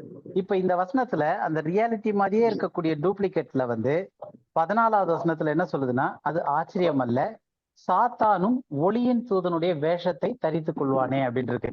அப்போ ஒளியின் தூதன் யாரு? ஃபர்ஸ்ட் நமக்கு அது தெரிஞ்சாதான் சாத்தான் ஒளியின் தூதனுடைய வேஷத்தை தரித்து கொண்டான்றது தெரியுது. அப்ப சாத்தான் இன்னைக்கு எப்படி இருக்கான்னா ஒளியின் தூதனுடைய வேஷத்தை தரித்து கொண்டிருக்கான். அப்ப ஒளியின் தூதன் யாரு? இயேசு கிறிஸ்து. ஆண்டவராகிய இயேசு கிறிஸ்து. இயேசு கிறிஸ்து. ஓகே. அப்ப ஒளியின் தூதன்றது ஆண்டவராகிய இயேசு கிறிஸ்து. பிதாவாகிய தேவன் வந்து ஜோதிகளின் பிதா, ஒருவரும் சேரக்கூடாத ஒளியில் வாசமாயிருக்கிறார். அந்த மெய்யான ஒளியை பிரதிபலிக்கக்கூடிய ஒளியாக வந்ததுதான் ஒளியின் தூதனானவர். ஏன்னா இது வந்து ஒரு தனி டாபிக். இயேசு கிறிஸ்துக்கு வந்து அவர் வர்றதுக்கு முன்னாடியே வந்து கர்த்தருடைய தூதனானவர் இருக்கு. இது நிறைய டாபிக்ஸ்ல இருக்கு. ஸோ அப்படிப்பட்ட ஒரு காரியத்துல வர்றதுதான் ஒளியின் தூதனானவர் அப்படின்றது யாரை குறிக்குதுன்னா இயேசு கிறிஸ்துவை குறிக்கிறது. அப்போ இன்னைக்கு பெரும்பாலான கிறிஸ்தவர்கள் சாத்தான் வந்து எப்படி இருக்கிறான் அப்படின்னு கேட்டோம்னா என்ன சொல்லுவாங்க? சாத்தான் எப்படி இருக்கிறான்? சாத்தான தேவன் எப்படி படைச்சாரு? அழகா படிச்சாரு. அழகா படைச்சாரு. இப்போ வந்து அந்த காலத்துல இருக்கக்கூடிய ஒனிடா டிவிக்கு வந்து அட்வர்டைஸ்மெண்ட் மாதிரி இப்ப மாறிட்டாரு அப்படின்ற மாதிரி ஒரு மைண்ட் செட் வந்துருது. கரெக்டா? எப்ப மாறினா? அவனுக்கு மேட்டிமை வந்து அவன் விழுந்து இது எல்லாமே வந்து நம்ம வேற இன்னொரு நாள் ஸ்டடி பண்ணலாம். சாத்தான் உண்மையிலேயே அவ்வளவு அழகா தான் உண்டாக்கப்பட்டானா, உண்மையிலேயே அவன் அப்படி இருந்து இதானான்னு சொல்லிட்டு அது நிறைய நம்ம படிக்கிறதுக்கான ஒரு மெயின் டாபிக். அது எஸ்ஏல இருந்து எடுப்பாங்க, எஸ்ஏக்கேல இருந்து எடுப்பாங்க, அதெல்லாம் இருக்கு. ஆனா வசனத்தின் அடிப்படையில இன்னைக்கு நிறைய பேர் யோசிச்சிருக்கிறது என்னன்னா, சாத்தான் வந்து பூரண அழகுள்ளவனா அப்படியே பயங்கர பிரைட்டா அந்த மாதிரிலாம் படைக்கப்பட்டான். ஆனா அவன் பாவம் செஞ்ச உடனே என்ன ஆயிட்டான்? கருப்பா மாறி பிசாசு மாதிரி. இன்னைக்கு ஒரு பிசாசு அப்படின்னு உடனே நம்ம யோசிச்சு பார்த்தோம்னா ஒரு உருவம் வரும் இல்லையா? வாயெல்லாம் இழுத்து பல்லெல்லாம் ஒரு மாதிரி வச்சு. ஏன்னா நிறைய நமக்கு பிக்சர்ஸா கொடுத்துருப்பாங்க. பிசாசு இமேஜ்னு போட்டாலே நிறைய இமேஜ் வரும். எப்படி இருக்கும் அப்படின்னு பார்த்தா கருப்பா, முடிஞ்ச 2 கொம்பு ரெட் கலர்ல வச்சு, வால் வச்சு. இந்த எனக்கு அந்த இது பார்க்கும்போதே ஓனிடா டிவிக்கு அந்த காலத்துல ஒரு ஆட் வரும். அப்படி வந்து நிற்கும் பக்கத்துல பெரிய பெரிய நகம் வச்சுட்டு. அந்த மாதிரி ஒரு ஞாபகம் தான் எனக்கு வரும். ஸோ இன்னைக்கு நிறைய பேரோட கற்பனை எப்படி இருக்கு அப்படின்னா, பிசாசானவன் அப்படின்னு உடனே நம்மளுடைய ஐடியாலஜி எப்படி இருக்கு அப்படின்னா, பிசாசானவன் அழகை இழந்து ஒரு மாதிரி கருப்பாய். ஏன்னா அவன் பூர்ண அளவுலன்னா படைக்கப்பட்டான். ஆனா அவன் விழுந்த போன பிறகு எல்லாமே இருள் அடைஞ்சு அந்த நிலையில தான் இருக்கிறான் அப்படின்னு சொல்லிட்டு ஒவ்வொருத்தரும் வந்து நம்ம யோசித்து பார்க்கும்போது நம்மளுடைய மைண்ட்ல ஒரு இமேஜினரி பிக்சர் வருது இல்லையா? நம்ம மைண்ட்ல ஒரு இமேஜினரி பிக்சர் வரும். கரெக்டா? பிசாசுன்னு சொல்லும் போது ஒரு இமேஜினரியான ஒரு இது வரும். ஆனா வசனத்துல என்ன சொல்றதுன்னா, யோவான்ல எல்லாம் பார்த்தோம்னா அது நம்ம அந்த தனி ஸ்டடிக்கு போயிடும். இன்னொரு நாளைக்கு பண்ணலாம், அது வேற ஒரு நாள். அதாவது அவன் ஆதி முதற்கொண்டு கொலை பாதகனா இருக்கிறான். அவன் பொய்யனும் பொய்க்கு பிதாவுமா இருக்கிறான். அப்ப ஆதி முதற்கொண்டுனா அவனை ஆரம்பிச்சதுல இருந்தே அவன் என்னவா இருக்கிறான்? பூரண அழகுள்ளவனா இருந்து ஒரு நாள் மேட்டிமை வந்து அவன் விழுந்து அதுக்கப்புறம் அவன் இப்படி வரல. அது ஒரு தனி ஸ்டடி, இன்னைக்கு நம்ம அதுக்கு போக வேண்டாம். ஆனா வசனத்தின் அடிப்படையில ஆதி முதற்கொண்டு அவன் மனித கொலை பாதகனா இருக்கான். அப்போ மனித கொலை பாதகனா இருக்கிறான் அப்படின்னும் போது அவன் இருள்ல தான் ஆரம்பத்திலே இருக்கான். அவனை அட்வர்சரியா தான் படைச்சிருக்காரு. பொல்லாங்கனை தீங்கு நாளுக்கு என்று சிருஷ்டித்தார். அப்ப அந்த பொல்லாங்கன் வந்து சிருஷ்டிக்கப்படும் போது எப்படி இருந்திருக்கிறான்ட்டு பைபிள் படி நம்ம இந்த கற்பனையில சொல்லணும் அப்படின்னா கருப்பா கொம்பு வச்சுக்கிட்டு இந்த மாதிரிலாம் படைச்சிருக்காரு. ஆனா சாத்தான் இப்ப என்ன இருக்கான்? எப்படி இருக்கான்? ஒளியின் தூதனுடைய வேஷத்தை தரித்து கொண்டிருக்கான். அப்ப ஒளியின் தூதனுடைய வேஷத்தை தரித்து கொண்டிருக்கான் போது ஒளியின் தூதன் யாருன்னு பார்த்தோம்? இயேசு கிறிஸ்து. இயேசு கிறிஸ்து. ஆண்டவராக இயேசு கிறிஸ்து. அப்போ இன்னைக்கு பிசாசானவன் யாருடைய உருவத்துல இருக்கிறான் அப்படின்னு பார்த்தோம்னா யாருடைய உருவத்துல இருக்கான்? எந்த உருவத்தை தரித்து கொண்டான்? ஜனங்களை ஆண்டவராக இயேசு வஞ்சிக்க கிறிஸ்துவின் ஆண்டவராகிய இயேசு கிறிஸ்துவனுடைய உருவத்தை தரித்து கொண்ட மாதிரி அவரை மாதிரியே டிரான்ஸ்ஃபார்ம் ஆகி அவரை மாதிரியே மாறி இன்னைக்கு ஆண்டவர். ஜனங்களுக்கு தன்னை இயேசு கிறிஸ்துவை போல காட்டுறான். நம்ம என்ன எதிர்பார்த்துக்கிட்டு இருக்கோம்? கருப்பா பல்லெல்லாம் நீட்டி வச்சுட்டு நகலாம் நீளமா வச்சுட்டு 2 கொம்பு வச்சு வால் வச்சிருக்க மாதிரி ஒரு இமேஜினேஷன்ல பிசாசை நம்ம எதிர்பார்க்கும் போது அவன் எப்படி இருக்கான் அப்படின்னா ஒளியின் தூதன், லைட் ஏஞ்சல் ஆஃப் லைட் அப்படின்னு இருக்கு. ஏஞ்சல் ஆஃப் லைட் ஒளியின் தூதனுடைய வேஷத்தை தரித்து கொண்டு அவன் இருக்கிறான். அப்போ இன்னைக்கு சாத்தான் வந்து ஒளியின் தூதனுடைய வேஷத்தை தரித்து கொண்டு இருக்கிறான். அவன் இப்ப அப்படி இருக்கும்போது அவன் எப்படி இருப்பான்? சாத்தான் வந்து ஒளியின் தூதனுடைய வேஷத்தை தரித்து கொண்டிருக்கான் இருக்கு.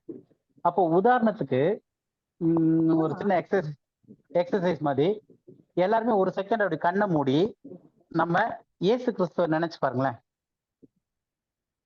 இயேசு கிறிஸ்துவ நினைச்சோம்னா நம்ம மனசுல என்ன உருவம் வருது?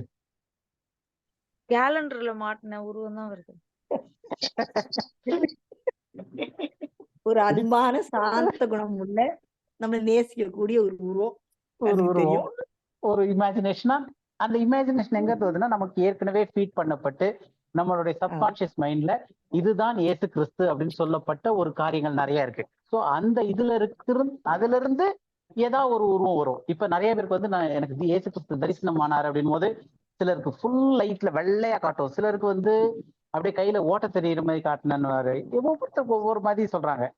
ஆனா உண்மையிலேயே இன்னைக்கு யார் அந்த உருவத்தை எடுத்திருக்குதுன்னா வசனத்துல பார்த்தோம், பிசாசானவன் ஒளியின் தூதனாகிய இயேசு கிறிஸ்துவனுடைய தன்மையை தரித்து கொண்டான். தன்மையில அந்த வேஷத்தை தரித்து கொண்டிருக்கிறான். அப்போ இப்ப நம்ம சொன்ன மாதிரி ஒரு கண்ணை மூடி பார்த்தா இயேசு கிறிஸ்துவ யோசித்து பார்த்த உடனே நமக்கு ஒரு இமேஜினேஷன் வருது இல்லையா? அது என்ன அப்படின்னு பார்த்தோம்னா இப்போ ஒரு படம் காட்டுறேன் பாருங்க.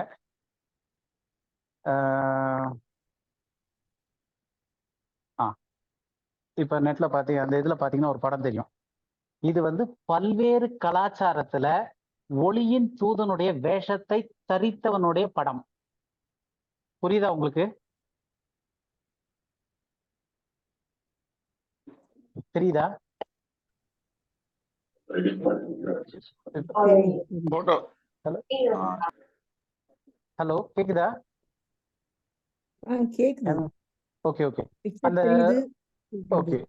இல்ல, ஏன்னா யாரும் பதிலே சொல்ல, அதனாலதான் கேக்குதா கட் ஆயிடுச்சுன்னு தெரியல. ஓகே. இல்ல, இது வந்து பல்வேறு கலாச்சாரங்கள்ல ஒளியினுடைய தூதனுடைய வேஷத்தை தரித்தவனுடைய படங்கள்.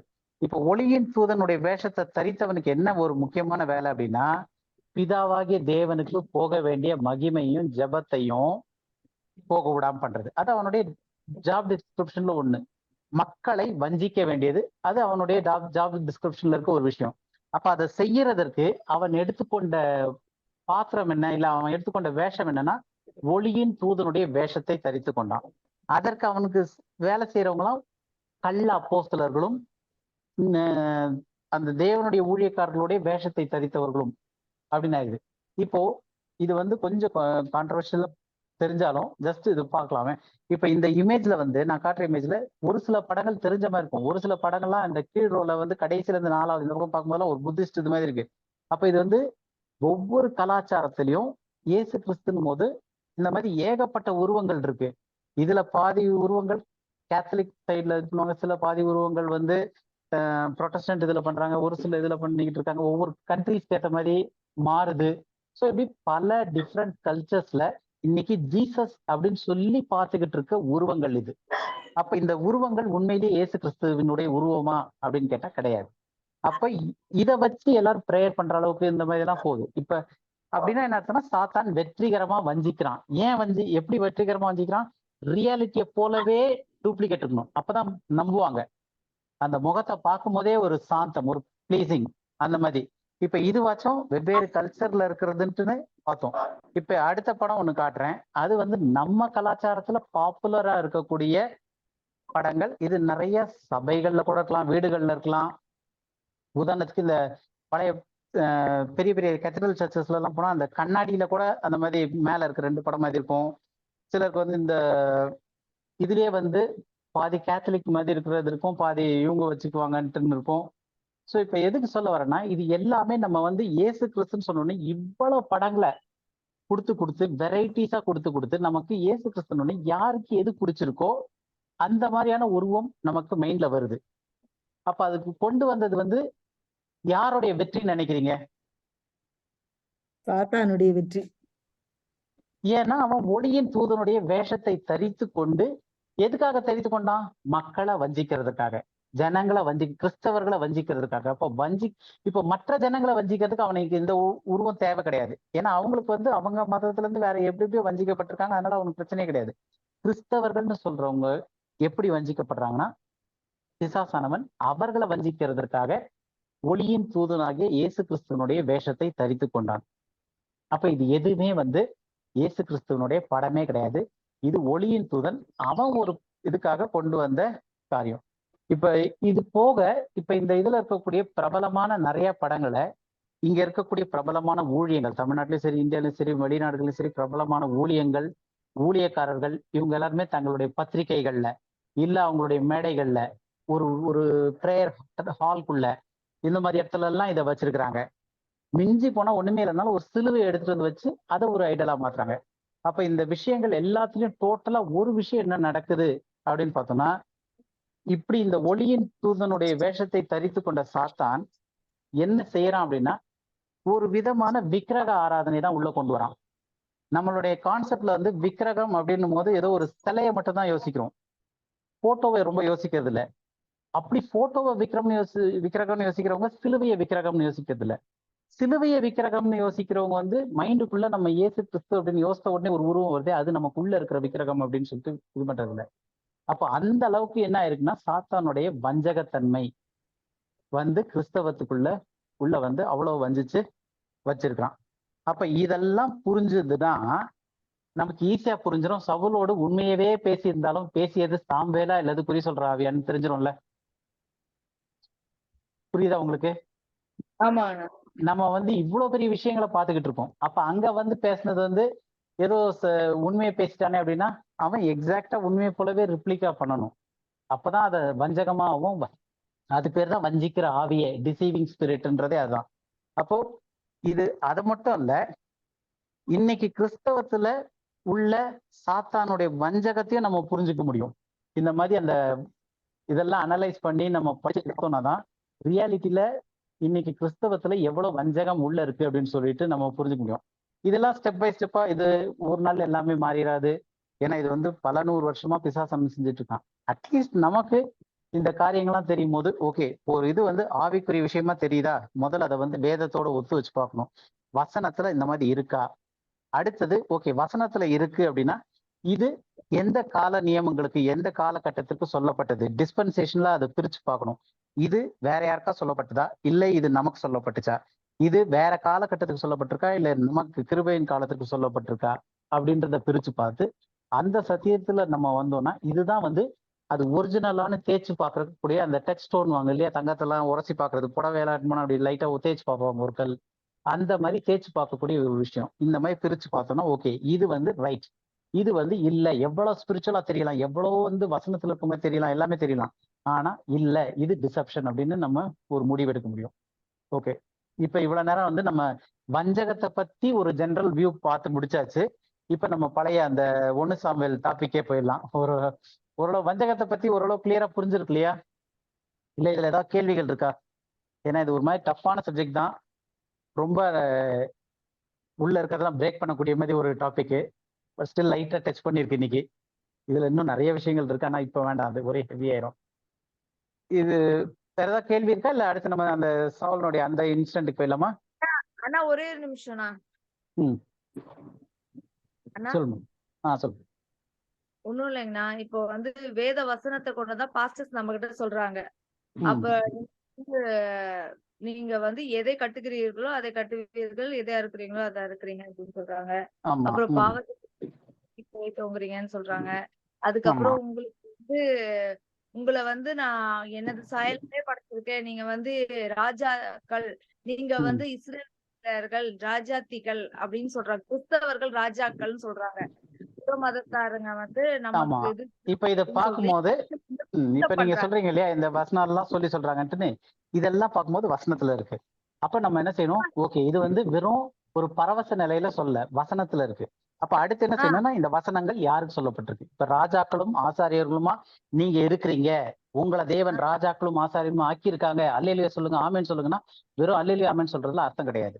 அப்ப யார இது சொல்லியிருக்காருன்னு பார்க்கும்போது, யாத்ராகமத்துல முதல் இஸ்ரவேல் ஜனங்களை செங்கடல் தாண்டி கூட்டு வரும்போது அவர்களுக்கு நீ இஸ்ரவேல் புத்திரரோடு சொல்ல வேண்டிய காரியமாவது, அப்ப அதையுமே வந்து நீங்க இப்படி நான் சொல்றதெல்லாம் செஞ்சீங்கன்னா உங்களை மற்ற ஜனங்கள்ல இருந்து வேறு பிரித்து உங்களை ராஜாக்களும் ஆசிரியர்களும் ஆக்குவேன்றாரு. அப்ப யாருக்கு சொல்லியிருக்காரு? இஸ்ரவேல் ஜனங்களுக்கு. இன்னைக்கு நம்ம ஆபிரகாமின் இஸ்ரவேல் சந்ததியா அப்படின்னு கேட்டா இல்ல. ரெண்டாவது, இன்னைக்கு அவர்கள் அந்த நிலைமையில இருக்காங்க அப்படின்னு கேட்டா கிடையாது. பழைய உடன்படிக்கையில சொல்லப்பட்ட ஒரு காரியம் அது இன்னைக்கு இல்ல. இன்னைக்கு வந்து யூதன் என்றும் இல்லை, கிரேக்கன் என்றும் இல்லை என்று இருக்கு. அப்ப இன்னைக்கு வந்து எல்லாரும் ஒன்னா இருக்கும். அப்ப கிருபையினால எல்லாருமே கிறிஸ்துவினுடைய சரீரமா இருக்கிறோம். அப்ப இங்க எப்படி நான் ராஜாக்களும் ஆசாரியர்களும் ஆக்க முடியும்? அப்ப மறுபடியும் எந்த ஜனங்களுக்கு அந்த வாக்குத்தத்தம் கொடுக்கப்பட்டுச்சோ அதே ஜனங்கள் மறுபடியும் புதிய உடன்படிக்கை வரும்போது அவர்கள் ராஜாக்களாகவும் ஆசாரியர்களாகவும் அந்த இஸ்ரவேல் ஜனங்கள் இருப்பாங்க. ஜனங்கள், உலகத்தினுடைய ஜனங்கள் யார் அந்த 1000 வருஷ அரசாட்சியில பங்கு பெறுறாங்களோ அவங்க இந்த இஸ்ரவேல் ஜனங்கள் மூலமா ஆசீர்வதிக்கப்படுவாங்க. அவர்கள் அவரை அந்த உலக ஜனங்களை ஆளுவார்கள். இயேசு கிறிஸ்து இருப்பாரு, அதுக்கப்புறம் 12 சீஷர்கள் இருப்பாங்க, அதுக்கப்புறம் இஸ்ரவேல் ஜனங்கள் இருப்பாங்க. அவங்க வந்து they will be the channel of blessing, ஆசீர்வாதத்தின் வழியாக இருப்பாங்க. அப்ப அன்னைக்கு டேட்ல அது நடக்க போறது. அப்ப இந்த காலகட்டத்துல பிரிச்சு பார்க்கும்போது கிடையாது. இதை உடனே நம்ம ஆமென் அல்லேலூயான்னு சொல்ல வேண்டிய அவசியம் கிடையாது. ஏன்னா இது நமக்கு கொடுக்கப்பட்டது கிடையாது, இது இஸ்ரவேல் ஜனங்களுக்கு பழைய உடன்படிக்கையில கொடுக்கப்பட்டுச்சு, அதை நிறைவேற்ற முடியல. அதனால அவங்களுக்கு மறுபடியும் 2ஆம் வருகையில புதிய உடன்படிக்கை வரும். அந்த டைம்ல அதை அவங்களுக்கு செய்ய போறாங்க. நம்ம யாரு? கர்த்தருடைய சரீரமா இருக்கிறோம், எல்லாரும் அவயவமா இருக்கிறோம் அப்படின்னு சொல்லிட்டு நமக்கு சொல்லுது. அப்ப இதுதான் வந்து ரைட்லி டிவைடிங். எல்லாத்தையும் வசனத்துல இருக்குன்னு எடுக்க முடியாது. புரியுது இல்லையா? அப்ப நம்ம ஒருத்தர் வந்து ஒரு வசனத்தையே சொல்றாங்கனாலும் அந்த வசனத்தை காலகட்டங்களுக்கு அடிப்படையில, இந்த நியமங்களுக்கு அடிப்படையில, டிஸ்பென்சேஷன் படி அதை நம்ம பிரிச்சு அனலைஸ் பண்ணி பார்த்தோம்னா தான் இது நமக்கு சொல்லப்பட்டிருக்கா இல்லையா அப்படின்றது தெரியும். அது சத்தியம்தான். ஆனா ராஜாக்களும் ஆசாரியர்களும் சொன்னது தேவனுடைய வார்த்தை சத்தியம். ஆனா அது இஸ்ரவேல் ஜனங்களுக்கு சொல்லப்பட்டது. எப்ப அது நடக்க போகுதுன்னா புதிய உடன்படிக்கையில 1000 வருஷ அரசாட்சியில அவர்கள் ராஜாக்களும் ஆசாரியர்களும் இருக்க போறாங்க. இன்னைக்கு அந்த ஒரு கான்செப்டே நமக்கு கொடுக்கப்படலை பாடி ஆஃப் கிரைஸ்ட் இந்த கிருபையின் காலத்துல. ஏன்னா நம்ம எந்த உடன்படிக்கையும் இல்லை, நம்ம கிருபையில இருக்கோம். புரியுது இல்லையா? சோ அந்த மாதிரி ஒவ்வொரு காரியத்தையும் இது வந்து எடுத்தோம்னா ஏகப்பட்ட இது சர்ச்சைகளை சொல்லிட்டே தான் இருப்பாங்க. ஆனா அது ஒவ்வொன்றையும் நம்ம வந்து டிஸ்பென்சேஷன்ல வச்சு அனலைஸ் பண்ணி பார்த்தோம்னா தான் இந்த காலகட்டத்துக்கு தேவன். இப்ப மற்ற காலகட்டத்துல இருக்கிறது இந்த காலகட்டத்துல எடுத்து சொன்னோம்னா அது வந்து கள்ள உபதேசம் ஆயிரும். நம்ம அதை டீட்டெயிலா பார்க்க போனோம்னா இன்னும் நிறைய டாபிக் ஆயிரும். அடுத்த வாரமும் திரும்ப இந்த ப்ராசஸ்க்கு போயிடுற மாதிரி ஆயிரும். இன்னைக்கு கடகடன்னு கொஞ்சம் இன்னும் ஒரு 20-25 நிமிஷத்துக்குள்ள முடிக்க பார்ப்போம். இன்னைக்கு இந்த இதை முடிச்சிடலாம், இல்லைன்னா 5 வாரம் ஆயிடுச்சு ஏற்கனவே. ஓகே கண்மணி, டவுட் கிளியர் ஆயிடுச்சா? ஓகே, புரிஞ்சு. இப்ப நம்ம அந்த சொல்லுங்க. அதாவது ஒளியின் தூதன் அப்படிங்கிற வசனத்தை நம்ம பார்க்கும்போது, அதாவது 2 கொரிந்தியர் 11:14 இருக்குல்ல, அப்ப அதுல வந்து an angel of lightன்னு இருக்கு. ஆமா, அது கிறிஸ்துவ தான் குறிக்குது அப்படின்னு சொல்லி நம்ம எடுத்துக்கிட முடியுமா? இல்லையே, சாத்தானும் அப்படின்னு சொல்லி வந்துருது இல்லையா? ஃபர்ஸ்டே சாத்தானும் ஒளியின் தூதனுடைய வேஷத்தை தரித்துக் கொள்வானேன்னு நம்ம தமிழ்ல பாக்குறோம். அது வந்து அந்த ஒளி குறிக்கிற சொல்ல வந்து குவாலிஃபையரா நம்ம எடுத்துக்க முடியுமா? இல்ல, அது எப்படி எடுத்துக்க முடியும்? அந்த மாதிரி முடியாது இல்லையா? ஏன்னா இயேசு இப்ப கிறிஸ்து நம்ம வந்து ஒளியின் தூதனா இருக்காரு. ஆனா இவன் வந்து அந்த ஒளியின் தூதனுடைய இவாஸ் டிரான்ஸ்ஃபார்ம்டு தானே,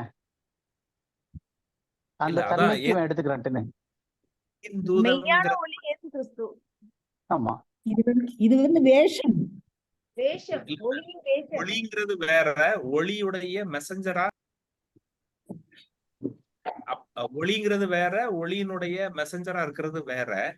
அப்போ ஆமா. வந்து ஒளியுடைய மெசஞ்சரா ஒளிக்கு தூதனா இருக்கிறவங்க வந்து அவ இருக்கிறது வந்து ஜீசஸ் கிரைஸ்ட்னு அப்சல்யூட்டா சொல்ல முடியுமான்னு கேக்குறேன்.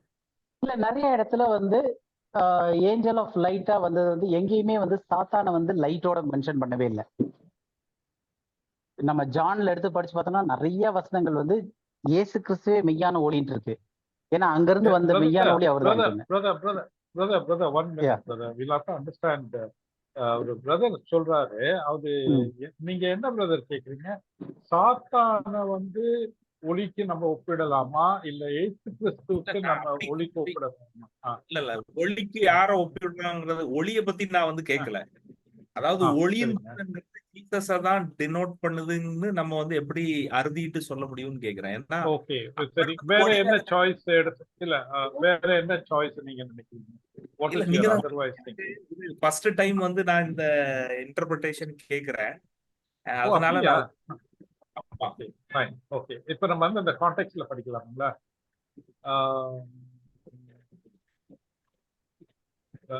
13ல இருந்து, இன்ஃபேக்ட் 13ல இருந்து படிக்கும்போது, for as false apostles, okay, deceitful workers transform themselves into the apostle of Christ. Okay, 13 வந்து என்ன சொல்லுது? False apostles and deceitful workers are transforming themselves into the apostle of Christ. And next வந்து என்ன சொல்றது? And no marvel, for dash himself is transforming into an angel of light. அப்படின்னு யார் அந்த dash? பாருங்க 14ல. ஹலோ பிரதர், சொல்லுங்க brother. 14 வாசிங்களா? 14 வந்து நான் and no wonder, since Satan himself masquerades as an angel of light. And Okay, no so marvel, he is not he is masquerade. You are studying in CLB, right? இல்ல, நான் வந்து இது லேப்டாப்லயே வந்து இன்டர்லினியர் பைபிள்ல இருந்து வாசிக்கிறேன். Okay, fine. எந்த version இன்டர்லினியர்? இன்டர்லினியர் அது biblehub.com. இல்ல, அந்த மாஸ்கரேடிங் அப்படிங்கிறது வந்து இப்ப क्वेश्चन இல்ல. ஓகே, இங்க an angel of light. இப்ப ஆக்சுவலா okay, one minute brother. Okay, சரி, ஓகே, you go. இல்ல முடிங்க brother. Yeah, okay, who is masquerading as an angel of light? Satan is masquerading as an angel of light. சரிங்களா brother? சரி brother. இல்ல ஆக்சுவலா வந்து what is the meaning? நம்ம இல்ல அந்த கேஜேவி பிளஸ் இருக்கு இல்லையா, கன்கார்டன்ஸ்னோட இது, அதுல வந்து அங்க வந்து வெறும் ஏஞ்சலோஸ் அப்படின்றது மட்டும் தான் இருக்கு. அந்த ஏஞ்சலோஸ் மட்டும் தான் இருக்கு. இன்டு ஏஞ்சலோஸ் ஆஃப் லைட் அப்படின்றது தான் இருக்கு. அந்த ஆனோ ஆசோ வந்து அது வந்து ஃபார் அவர் அண்டர்ஸ்டாண்டிங் போட்டிருக்கிறது ஒன் திங். அப்ப இந்த கான்டெக்ட் வைஸ் பார்க்கும்போது கான்டெக்ட் வச்சு தான் நம்ம இதை புரிஞ்சுக்கிறோம். ஏன்னா the angel of light அப்படின்னும் போது he is not the angel of light, but he was transformed into an angel of light அப்படின்றது இந்த ஆன் வந்து இங்க வந்து ஆட் ஆன் பண்ணிருக்கு. பிரதர், அந்த ஆன் இல்லன்னா கூட லைட், நம்ம ஜீசஸ் லைட் அப்படின்னு அவர் சொன்னாருன்னு இப்போ ஒரு சிஸ்டர் யாரோ சொன்னாங்கல்ல. அப்ப light it's cannot be an angel of light. Light வேற. It is actually brother, see that G3345 இருக்கு இல்லையா? In 11:14 G345 இருக்கு இல்லையா? G345 is a disguise, figuratively and applying of accommodating, transforming. Okay, the word transformed, the Greek word is G3345 is what my understanding of 14 is that Satan himself is disguising as somebody. Okay. Now, who is that somebody? This is your question. Am I right? அதேதான். Very good. Okay. Now, who else could be that besides Lord Jesus Christ? இல்ல நான் இதுல okay நம்ம இது இன்னொரு நாள் இது இப்ப இன்னைக்கு டிலே ஆகுதுன்னு நினைக்கிறேன். இன்னொரு Okay, நாள் we can ஆமா discuss ஏன்னா it இது private. வந்து ஆமா பிரைவேட்டா நம்ம பண்ணிக்கலாம்னு நினைக்கிறேன். We will do that privately. Okay, that will be a good discussion. Next maybe next கிளாஸ்ல எடுக்கலாம். Yeah. Okay, fine. We'll do that. No issue. Yeah, brother, go ahead. Okay.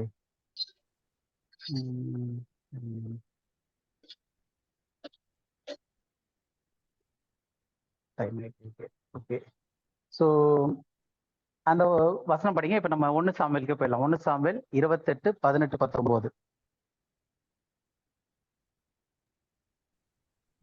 நீ கர்த்தருடைய சொற்கேளாமலும் அமலேக்கின் மேல் அவருக்கு இருந்த கோபத்தின் உக்கிரத்தை தீர்க்காமலும் போனபடியினால் கர்த்தர் இன்றைய தினம் உனக்கு இந்த பிரகாரம் செய்தார். கர்த்தர் உன்னுடைய ஜனமாகிய இஸ்ரவேலரையும் பெலிஸ்டர் கையில் ஒப்பு கொடுப்பார். நாளைக்கு நீயும் உன் குமாரரும் என்னோடு இருப்பீர்கள். இஸ்ரவேலின் பாளையத்தையும் கர்த்தர் பெலிஸ்டரின் கையில் ஒப்பு கொடுப்பார் என்றான். அப்ப இங்க வந்து இவங்க வந்து இது வந்தது சாமுவேல் தான், வஞ்சிக்கும் ஆவி கிடையாது அப்படின்னு சொல்றதுக்கான முக்கியமான காரணம் என்ன அப்படின்னா, இங்க வந்து கர்த்தர் அப்படின்ற வார்த்தைகள்லாம் வந்து பயன்படுத்தப்பட்டிருக்கு. அப்ப அந்த கர்த்தர்ன்றது வந்து யெகோவா, யாவே அப்படின்னு சொல்லக்கூடிய அந்த ஒரு வார்த்தை தான் இங்க பயன்படுத்தப்பட்டிருக்கு அப்படின்னு சொல்லிட்டு சொல்றாங்க. அப்ப நம்ம இவ்வளவு நேரம் ஏற்கனவே பார்த்துட்டு வந்துட்டோம். பிசாசு தாராளமா வந்து கர்த்தர்ன்ற வார்த்தையை அவர் எழுதப்பட்ட வசனத்தையுமே பயன்படுத்துவான் அப்படின்னு சொல்லி பார்த்தோம். அப்ப இந்த இடத்துல வந்து நிறைய காரியங்கள் சொல்றாங்க. ஒண்ணு கர்த்தருடைய சொல் கேளாமல் அவருக்கு அப்படின்ற வார்த்தை வருது. அதே மாதிரி கர்த்தர் இந்த பிரகாரமாக செய்தார்ன்ட்டு, கர்த்தர் உன்னுடைய ஜனத்தை ஒப்பு கொடுப்பார், கர்த்தர் இஸ்ரவேலின் பாளையத்தை இது பண்ணுவார் அப்படின்னு சொல்லிட்டு எல்லா இடத்துலயுமே வந்து கர்த்தர்ன்ற வார்த்தை பயன்படுத்தப்பட்டுக்கிட்டே வருது அப்படின்னு சொல்லி பாக்குறோம். அப்ப இதனால சாத்தான் எப்படி வஞ்சிருப்பான் அப்படின்னும் போது, சாத்தான் வந்து முக்கியமா வந்து 3 விஷயங்கள்னால வஞ்சிக்கிறான் அப்படின்னு சொல்லிட்டு பாக்குறோம். ஒண்ணு, பொய்யோட உண்மையை கலந்து வஞ்சிப்பான். அடையாளங்கள் அற்புதங்கள் மூலமா வஞ்சிப்பான். தவறான கோட்பாடுகள் போதனைகள் இதன் மூலமா வஞ்சிப்பான். இன்னும் நிறைய இருக்கு.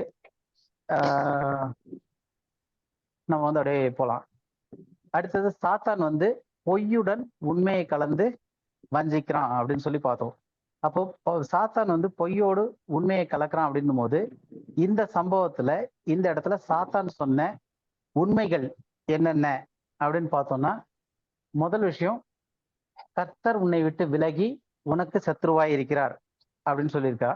அந்த வசனங்கள்ல நம்ம இப்ப படிச்ச 2 வசனத்திலையும் ராஜ்யத்தை உன் கையிலிருந்து, அப்ப அந்த டோட்டலாவே அவங்க பேசுற கான்வர்சேஷன்ல என்ன வருது அப்படின்னா, ராஜ்யத்தை உன் கையிலிருந்து பிரித்து அதை உன் தோழனாகிய தாவீதுக்கு கொடுத்து விட்டார் அப்படின்னு இருக்கு.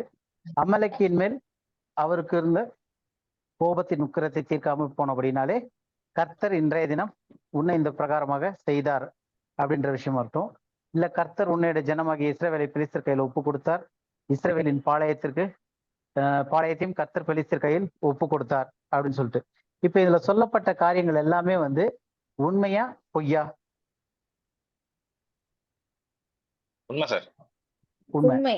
அப்ப இந்த உண்மைகள்லாம் இருக்கிறனால, இது பேசினதெல்லாம் உண்மை அப்படின்றனால, இந்த வார்த்தைகளை வந்து பேசினது வந்து சாமுவேல் தான் அப்படின்னு நம்ம நினைச்சோம் அப்படின்னா, அடிப்படையில் என்ன நினைக்கிறோம் அப்படின்னா, ஒரு குறி சொல்லும் பெண் அழைத்த போது மரித்து ஷியோல்ல இருந்த சாமுவேல் மரணத்துல இருந்து வெளியே வந்து இவை எல்லாத்தையும் பேசினாரு அப்படின்றத சாத்தான் என்ன பண்றான், வெற்றிகரமாக நம்மளை ஏமாத்தி நம்ப வச்சுட்டான் அப்படின்றதுதான் பொருள். ஏன் அப்படி வச்சுட்டான் அப்படின்னு பார்த்தோம் அப்படின்னா, நம்ம ஏற்கனவே பார்த்திருக்கோம், வேத சத்தியத்திற்கும் நம்ம ஏற்கனவே வந்து மரணத்தை குறித்து நிறைய படிச்சிருக்கோம் வேதாகமத்துல. அதுக்கும் இதுக்கும் நிறைய வித்தியாசம் இருக்கு. அதுக்கும் இதுக்கும் பொருந்தல. மேபி 2 வசனம் படிச்சிடலாம். பிரசங்கில 9வது அதிகாரம் 5, 6 இந்த 2 வசனம் படிங்க. உயிரோடு இருக்கிறவர்கள் தாங்கள் மரிப்பதை அறிவார்களே, மரித்தவர்கள் ஒன்றும் அறியார்கள், இனி அவர்களுக்கு ஒரு பலனும் இல்லை. அவர்கள் பேர் முதலாய் மறக்கப்பட்டிருக்கிறது. அவர்கள் சிநேகமும் அவர்கள் பகையும் அவர்கள் பொறாமையும் எல்லாம் ஒழிந்து போயிற்று. சூரியனுக்கு கீழே செய்யப்படுகிறது ஒன்றிலும் அவர்களுக்கு இனி என்றென்றைக்கும் பங்கில்லை. ஓகே, இதே இதுல 9வது அதிகாரத்திலே 10வது வசனம் கூட அதே மாதிரி இருக்கு. அப்ப மரித்தவர்கள் வந்து ஒன்றுமே அறியார்கள், அதே மாதிரி சூரியனுக்கு கீழே செய்யப்படுறது ஒன்றிலும் அவர்களுக்கு பலன் இல்லை, பெயர் முதலாய் மறக்கப்பட்டிருக்கு அப்படின்ட்டுன்னு நம்ம இந்த வேதாகம சத்தியங்களை பார்க்குறோம். இதே இதுதான் வந்து நம்ம 10வது வசனத்திலையும் பார்ப்போம். இப்ப இதுல சிலர் நினைக்கலாம் என்னன்ட்டுன்னு, இந்த குறி சொல்ற ஆவி வந்து குறி சொல்ற ஆவியோ இல்ல மரித்த சாம்பலோ யார் வந்து சொன்னா என்ன, சொன்ன காரியம் வந்து உண்மைதானே அப்படின்ட்டுன்னு நினைக்கலாம். ஆனா சொன்ன காரியம் உண்மைதானா, அது உண்மை இருக்கிறனால யார் சொன்னா என்ன, சிலர் வந்து எதா இருந்தாலும் என்ன பக்தினா அவ்வளவுதான், இது பிசாசு கிட்ட இருந்து சொல்லி நம்ம வஞ்சிக்கப்பட்டிருந்தா என்ன, இல்ல இது உண்மையிலேயே ஆண்டவரே சொல்லி இது பண்ணியிருந்தா என்ன, ரெண்டும் ஒண்ணு தானே அப்படின்ற மாதிரியான ஒரு பொதுவான போக்கு இருக்கலாம். ஆனா இப்படிப்பட்ட காரியங்கள்லாம் வந்து எந்த அளவுக்கு தேவன் வந்து அதனுடைய முக்கியத்துவம் கொடுத்திருக்காரு அப்படின்றத நம்ம கண்டிப்பா புரிஞ்சுக்கிறதுக்கு வந்து பவுலினுடைய வாழ்க்கையில நடந்த ஒரு சம்பவத்துல கூட இந்த காரியத்தெல்லாம் பத்தி நம்ம புரிஞ்சுக்கலாம். இந்த இதை ஆக்சுவலா கொஞ்சம் டைம் ஆயிரும்னு நினைக்கிறேன். நம்ம நெக்ஸ்ட் வீக் அடுத்த டாபிக் ஆரம்பிக்கிறதுக்கு முன்னாடி இதை ஜஸ்ட் இது பண்ணிட்டு போயிடலாமா, இல்ல டைம் இருக்கா? டைம் என்னாச்சு? ஓகே, இன்னும் 10 minutes இருக்கு, கொஞ்சம் ஃபாஸ்டா போற மாதிரி இருக்கு எனக்கு. ஓகே, அப்போஸ்தலர் 14. பிரதர் இது வந்து நீங்க நெக்ஸ்ட் வீக்ல இதை கிளப் பண்ண முடியுமா? ஏன்னாக்கா அது கிளப் பண்ணிட்டு ஃப்ரெஷ்ஷா ஸ்டார்ட் பண்ணலாம். ஏன்னா இது கொஞ்சம் முக்கியமான டாபிக். ஓகே ரைட் பிரதர், அப்ப நெக்ஸ்ட் வீக் நம்ம இது வந்து ஏன்னா it is a finishing thing இல்ல, பாருங்க நீங்க we have another 5 minutes தான் இருக்கு, 5-6 minutes தான் இருக்கு. இல்ல நம்ம அந்த பாயிண்ட்ஸ் மட்டும் சொல்லிட்டோம்னா முடிச்சிடலாம்னு நினைக்கிறேன். சரி, ஓகே.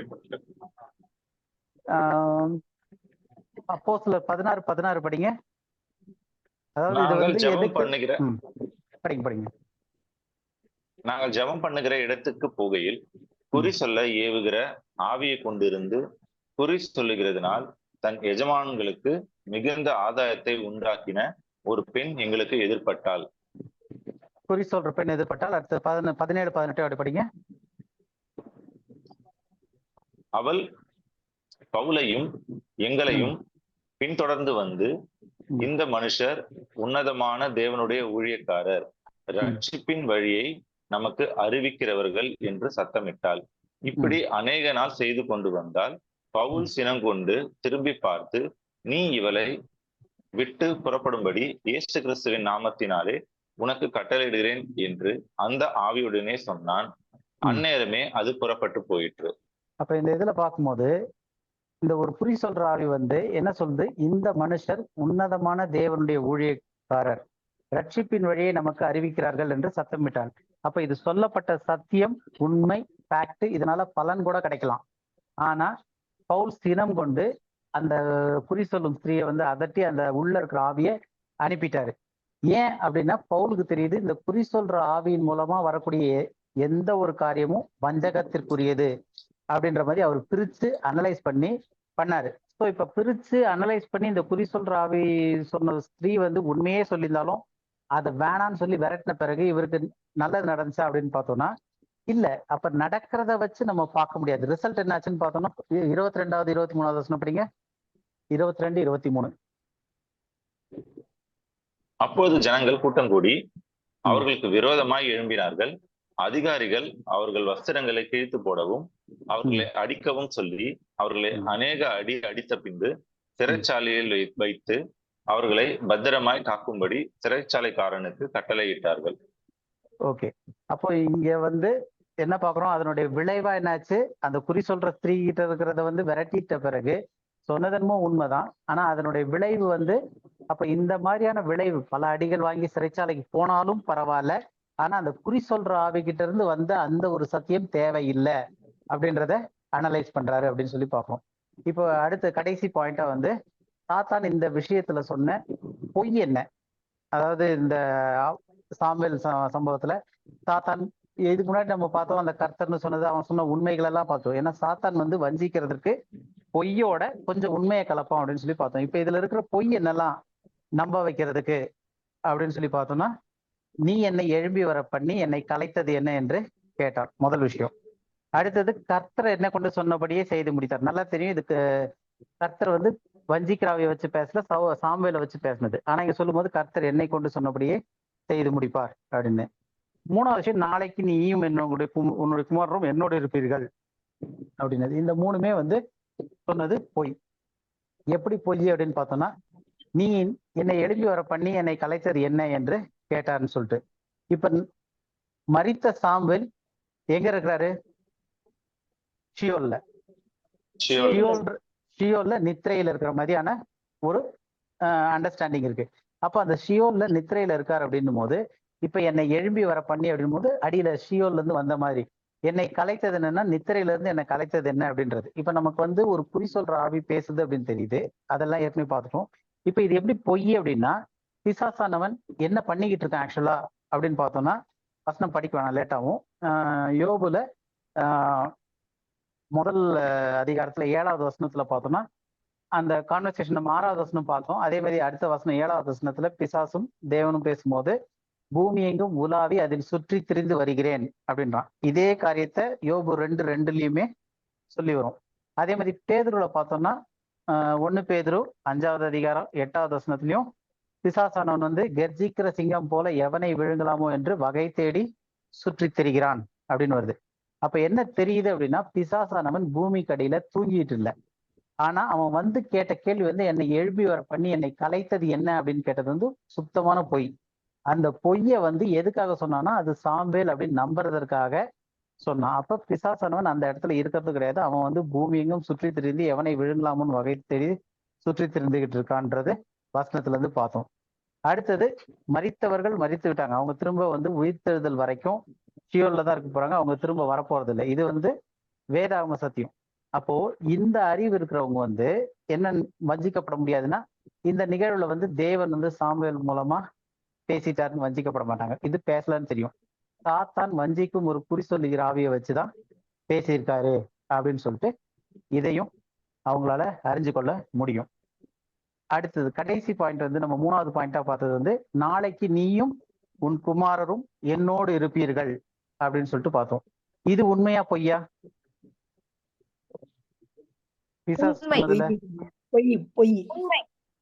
பொய் உண்மை ரெண்டும் ஆணித்தரமா வருதே.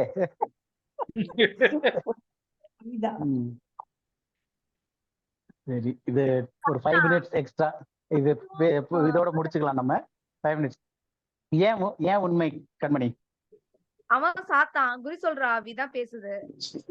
அவன் சாத்தான் கூட சவுலும் சாத்தானுக்குரிய இவன் தான். அப்ப சாத்தான் கிட்ட தானே போவாங்க. சரி, நாளைக்கு நீயும் உன் குமாரரும் என்னோடு இருப்பீர்கள் அப்படின்னு சொல்லிட்டு. ஆன்டி, நீங்க ஏன் இது தப்புன்னு சொல்றீங்க, பொய்ன்ட்டுன்னு? பிசாசு வந்து ஊர்ல சுத்திக்கிட்டு இருக்கான். இவங்க 2 பேரும் அவங்க கூட சேர்ந்தா சுத்த முடியும்.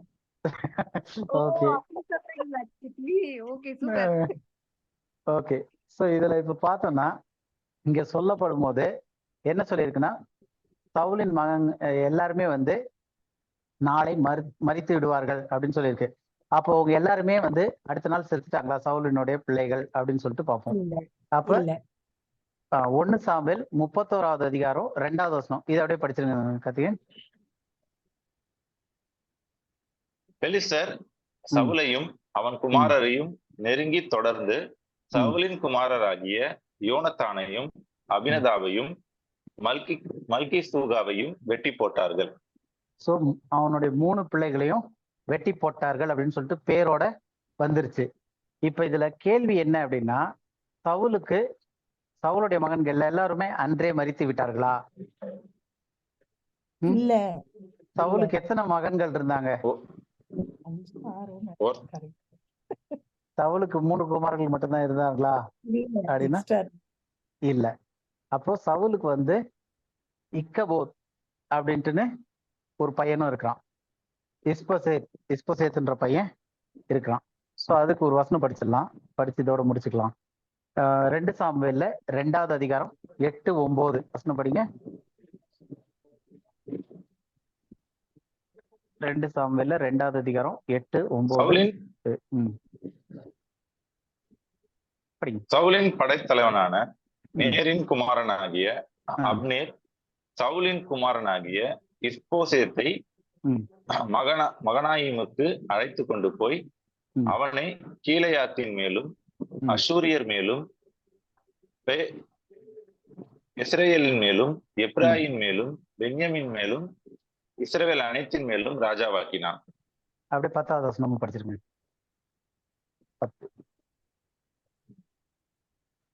சவுலின் குமாரனாகிய இஸ்போசேத் இஸ்ரவேலின் மேல் ராஜாவாய் இருக்கிற போது 40 வயதாய் இருந்தான். அவன் 2 வருஷம் ராஜபாரம் பண்ணினான். யூதா கோத்திரத்தார் மாத்திரம் தாவீதை பின்பற்றினார்கள். அப்ப தாவீது வந்து யூதாக்கு மட்டும் முதல் ராஜாவா இருக்காரு. அந்த டைம்ல வந்து சவுலினுடைய ஒரு குமாரன் வந்து ராஜாவாவே தான் இருந்திருக்கிறாரு இஸ்ரேல்ல, அந்த எப்ராயிம் இடங்கள்ல, மற்ற இடத்துலலாம். அப்ப இந்த ஒரு இஸ்போசேத் அப்படின்ற பையன் வந்து சவுலினுடைய படைத்தலைவன் வந்து அவனை கொண்டு போய் மகனாயிம்ன்ற இடத்துல வச்சு அவனை வந்து பாதுகாத்து, அதுக்கப்புறம் அவன் கொஞ்ச நாள் ராஜாவா இருந்து, அந்த அதிகாரம் படிச்சு பார்த்தோன்னா அவன் எத்தனை வருஷம் ராஜாவா இருந்தான் என்ன ஏதுன்னு எல்லாமே வரும். அப்போ இந்த பிசாசு சொன்ன மாதிரி இன்னைக்கு நீயும் உன்னோட குமாரரும் என்னோடு கூட இருப்பீர்கள், நாளைக்கு நீயும் உன்னோட குமாரரும் என்னோடு கூட இருப்பீர்கள் போது சவுலுடைய எல்லா குமாரரும் அடுத்த நாள் மறிக்கல. அவனுடைய 3 குமாரர்கள் தான் அன்னைக்கு வெட்டப்பட்டாங்க. இஸ்போசேத்ன்றவன் வந்து அன்னைக்கு கொல்லப்படலை. அப்ப இதுவுமே வந்து சவுல் சொன்ன ஏன்னா எல்லாருமே வந்து அன்னைக்கு அடுத்த நாள் எல்லாருமே செத்துட்டாங்களே, அப்ப இது உண்மைதானே, இந்த தீர்க்கதர்சனம் உண்மைதானேன்னு. அந்த தீர்க்கதர்சனம் உண்மை கிடையாது.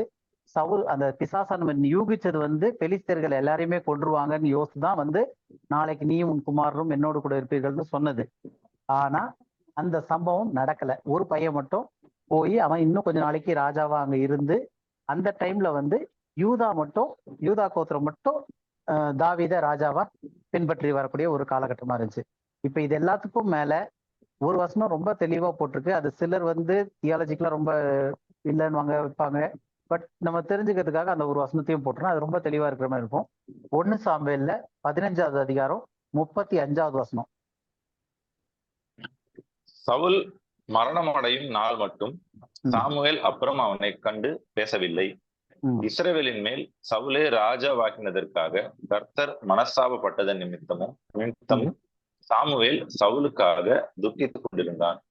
ஓகே, இங்க வந்து யார் மரணம் அடையும் நாள் மட்டும்?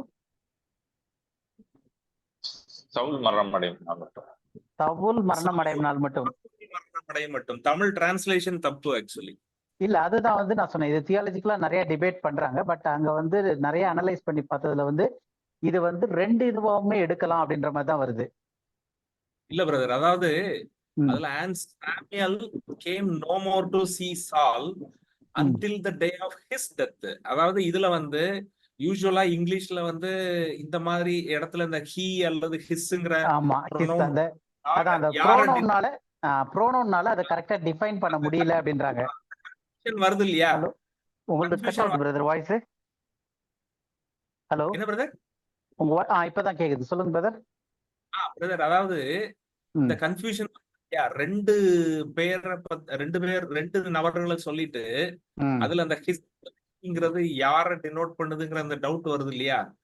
யூசுவலா டிஸ்அம்பிகுவேட் பண்றதுக்காக the farmer latter அப்படின்னு சொல்லி யூசுவலா எழுதுவாங்க. ஆமா, இந்த இடத்துல இந்த டிரான்ஸ்லேஷன்ல இந்த டிரான்ஸ்லேட் பண்ற இந்த இது கேஜேவியா பிரதர்? இதாமா கேஜேவி. கேஜேவி டைம்ல அந்த இது வந்து அவ்வளவு கிளியரா இல்ல. ஆனா நீங்க மாடர்ன் டிரான்ஸ்லேஷன்ஸ்ல இது வந்து கிளியரா டீல் பண்ணிருக்காங்க.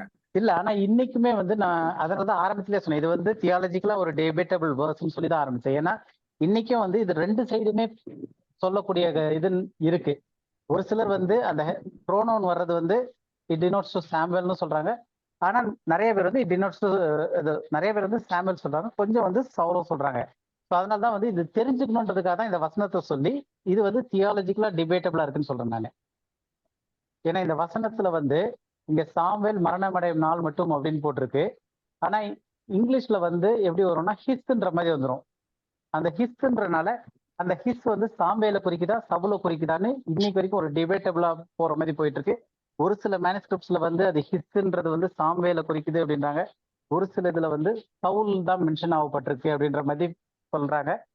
ஸோ அந்த மாதிரி இருக்கும்போது தமிழ் பைபிளை டிரான்ஸ்லேட் பண்ணியிருக்கும் போது சவுல் மரணம் அடையும் நாள் மட்டும்ட்டுன்னு தமிழ்ல டிரான்ஸ்லேட் பண்ணியிருக்காங்க. இங்கிலீஷ்ல வந்து அதெல்லாம் ப்ரோனவுன்ஸா வரனால இது வந்து ஒரு டிபேட்டபிள் வேர்ஸா இருக்கு. அதனால தான் இதை கடைசியா வச்சிருக்கிறேன். இது வந்து வசனம் இருக்கு, ஆனா இது வந்து இதை பேஸ் பண்ணி பண்ண முடியாத மாதிரி ஒரு நம்பகத்தன்மை இல்லாம இருக்கிறனால நம்ம இந்த வசனத்தை பேஸ் பண்ணி பண்ண போறது இல்லை. ஆனா இதுக்கு முன்னாடி நம்ம இவ்வளோ காரியங்கள் படிச்சுட்டோம், அதனால இந்த ஒரு வசனமும் இருக்கு. பட் தியாலஜிக்கலா இது வந்து டிபேட்டபிளா தான் இன்னைக்கும் இருக்கு இந்த வசனம் அப்படின்றதையும் நம்ம தெரிஞ்சுக்கலாம். புரியுது இல்லையா இது? ஸோ கடைசியா இப்ப நம்ம பிரதர் சொல்லுங்க. செகண்ட் பார்ட் அந்த ப்ரீவியஸ் ஸ்லைடுக்கு போங்க பிரதர். இஸ்ரவேலின் மேல் சவுலை ராஜாவாக்கினதற்காக கர்த்தர் மனஸ்தாபப்பட்டது நிமித்தம் சாமுவேல் சவுலுக்காக துக்கித்துக் கொண்டிருந்தான். சாமுவேல் வந்து தன்னுடைய மரணம் வரைக்கும் தான் சாமுவேல் துக்கிக்க முடியும். டெத் வந்து இட் ப்ரிசீடட் சால்ஸ் டெத்.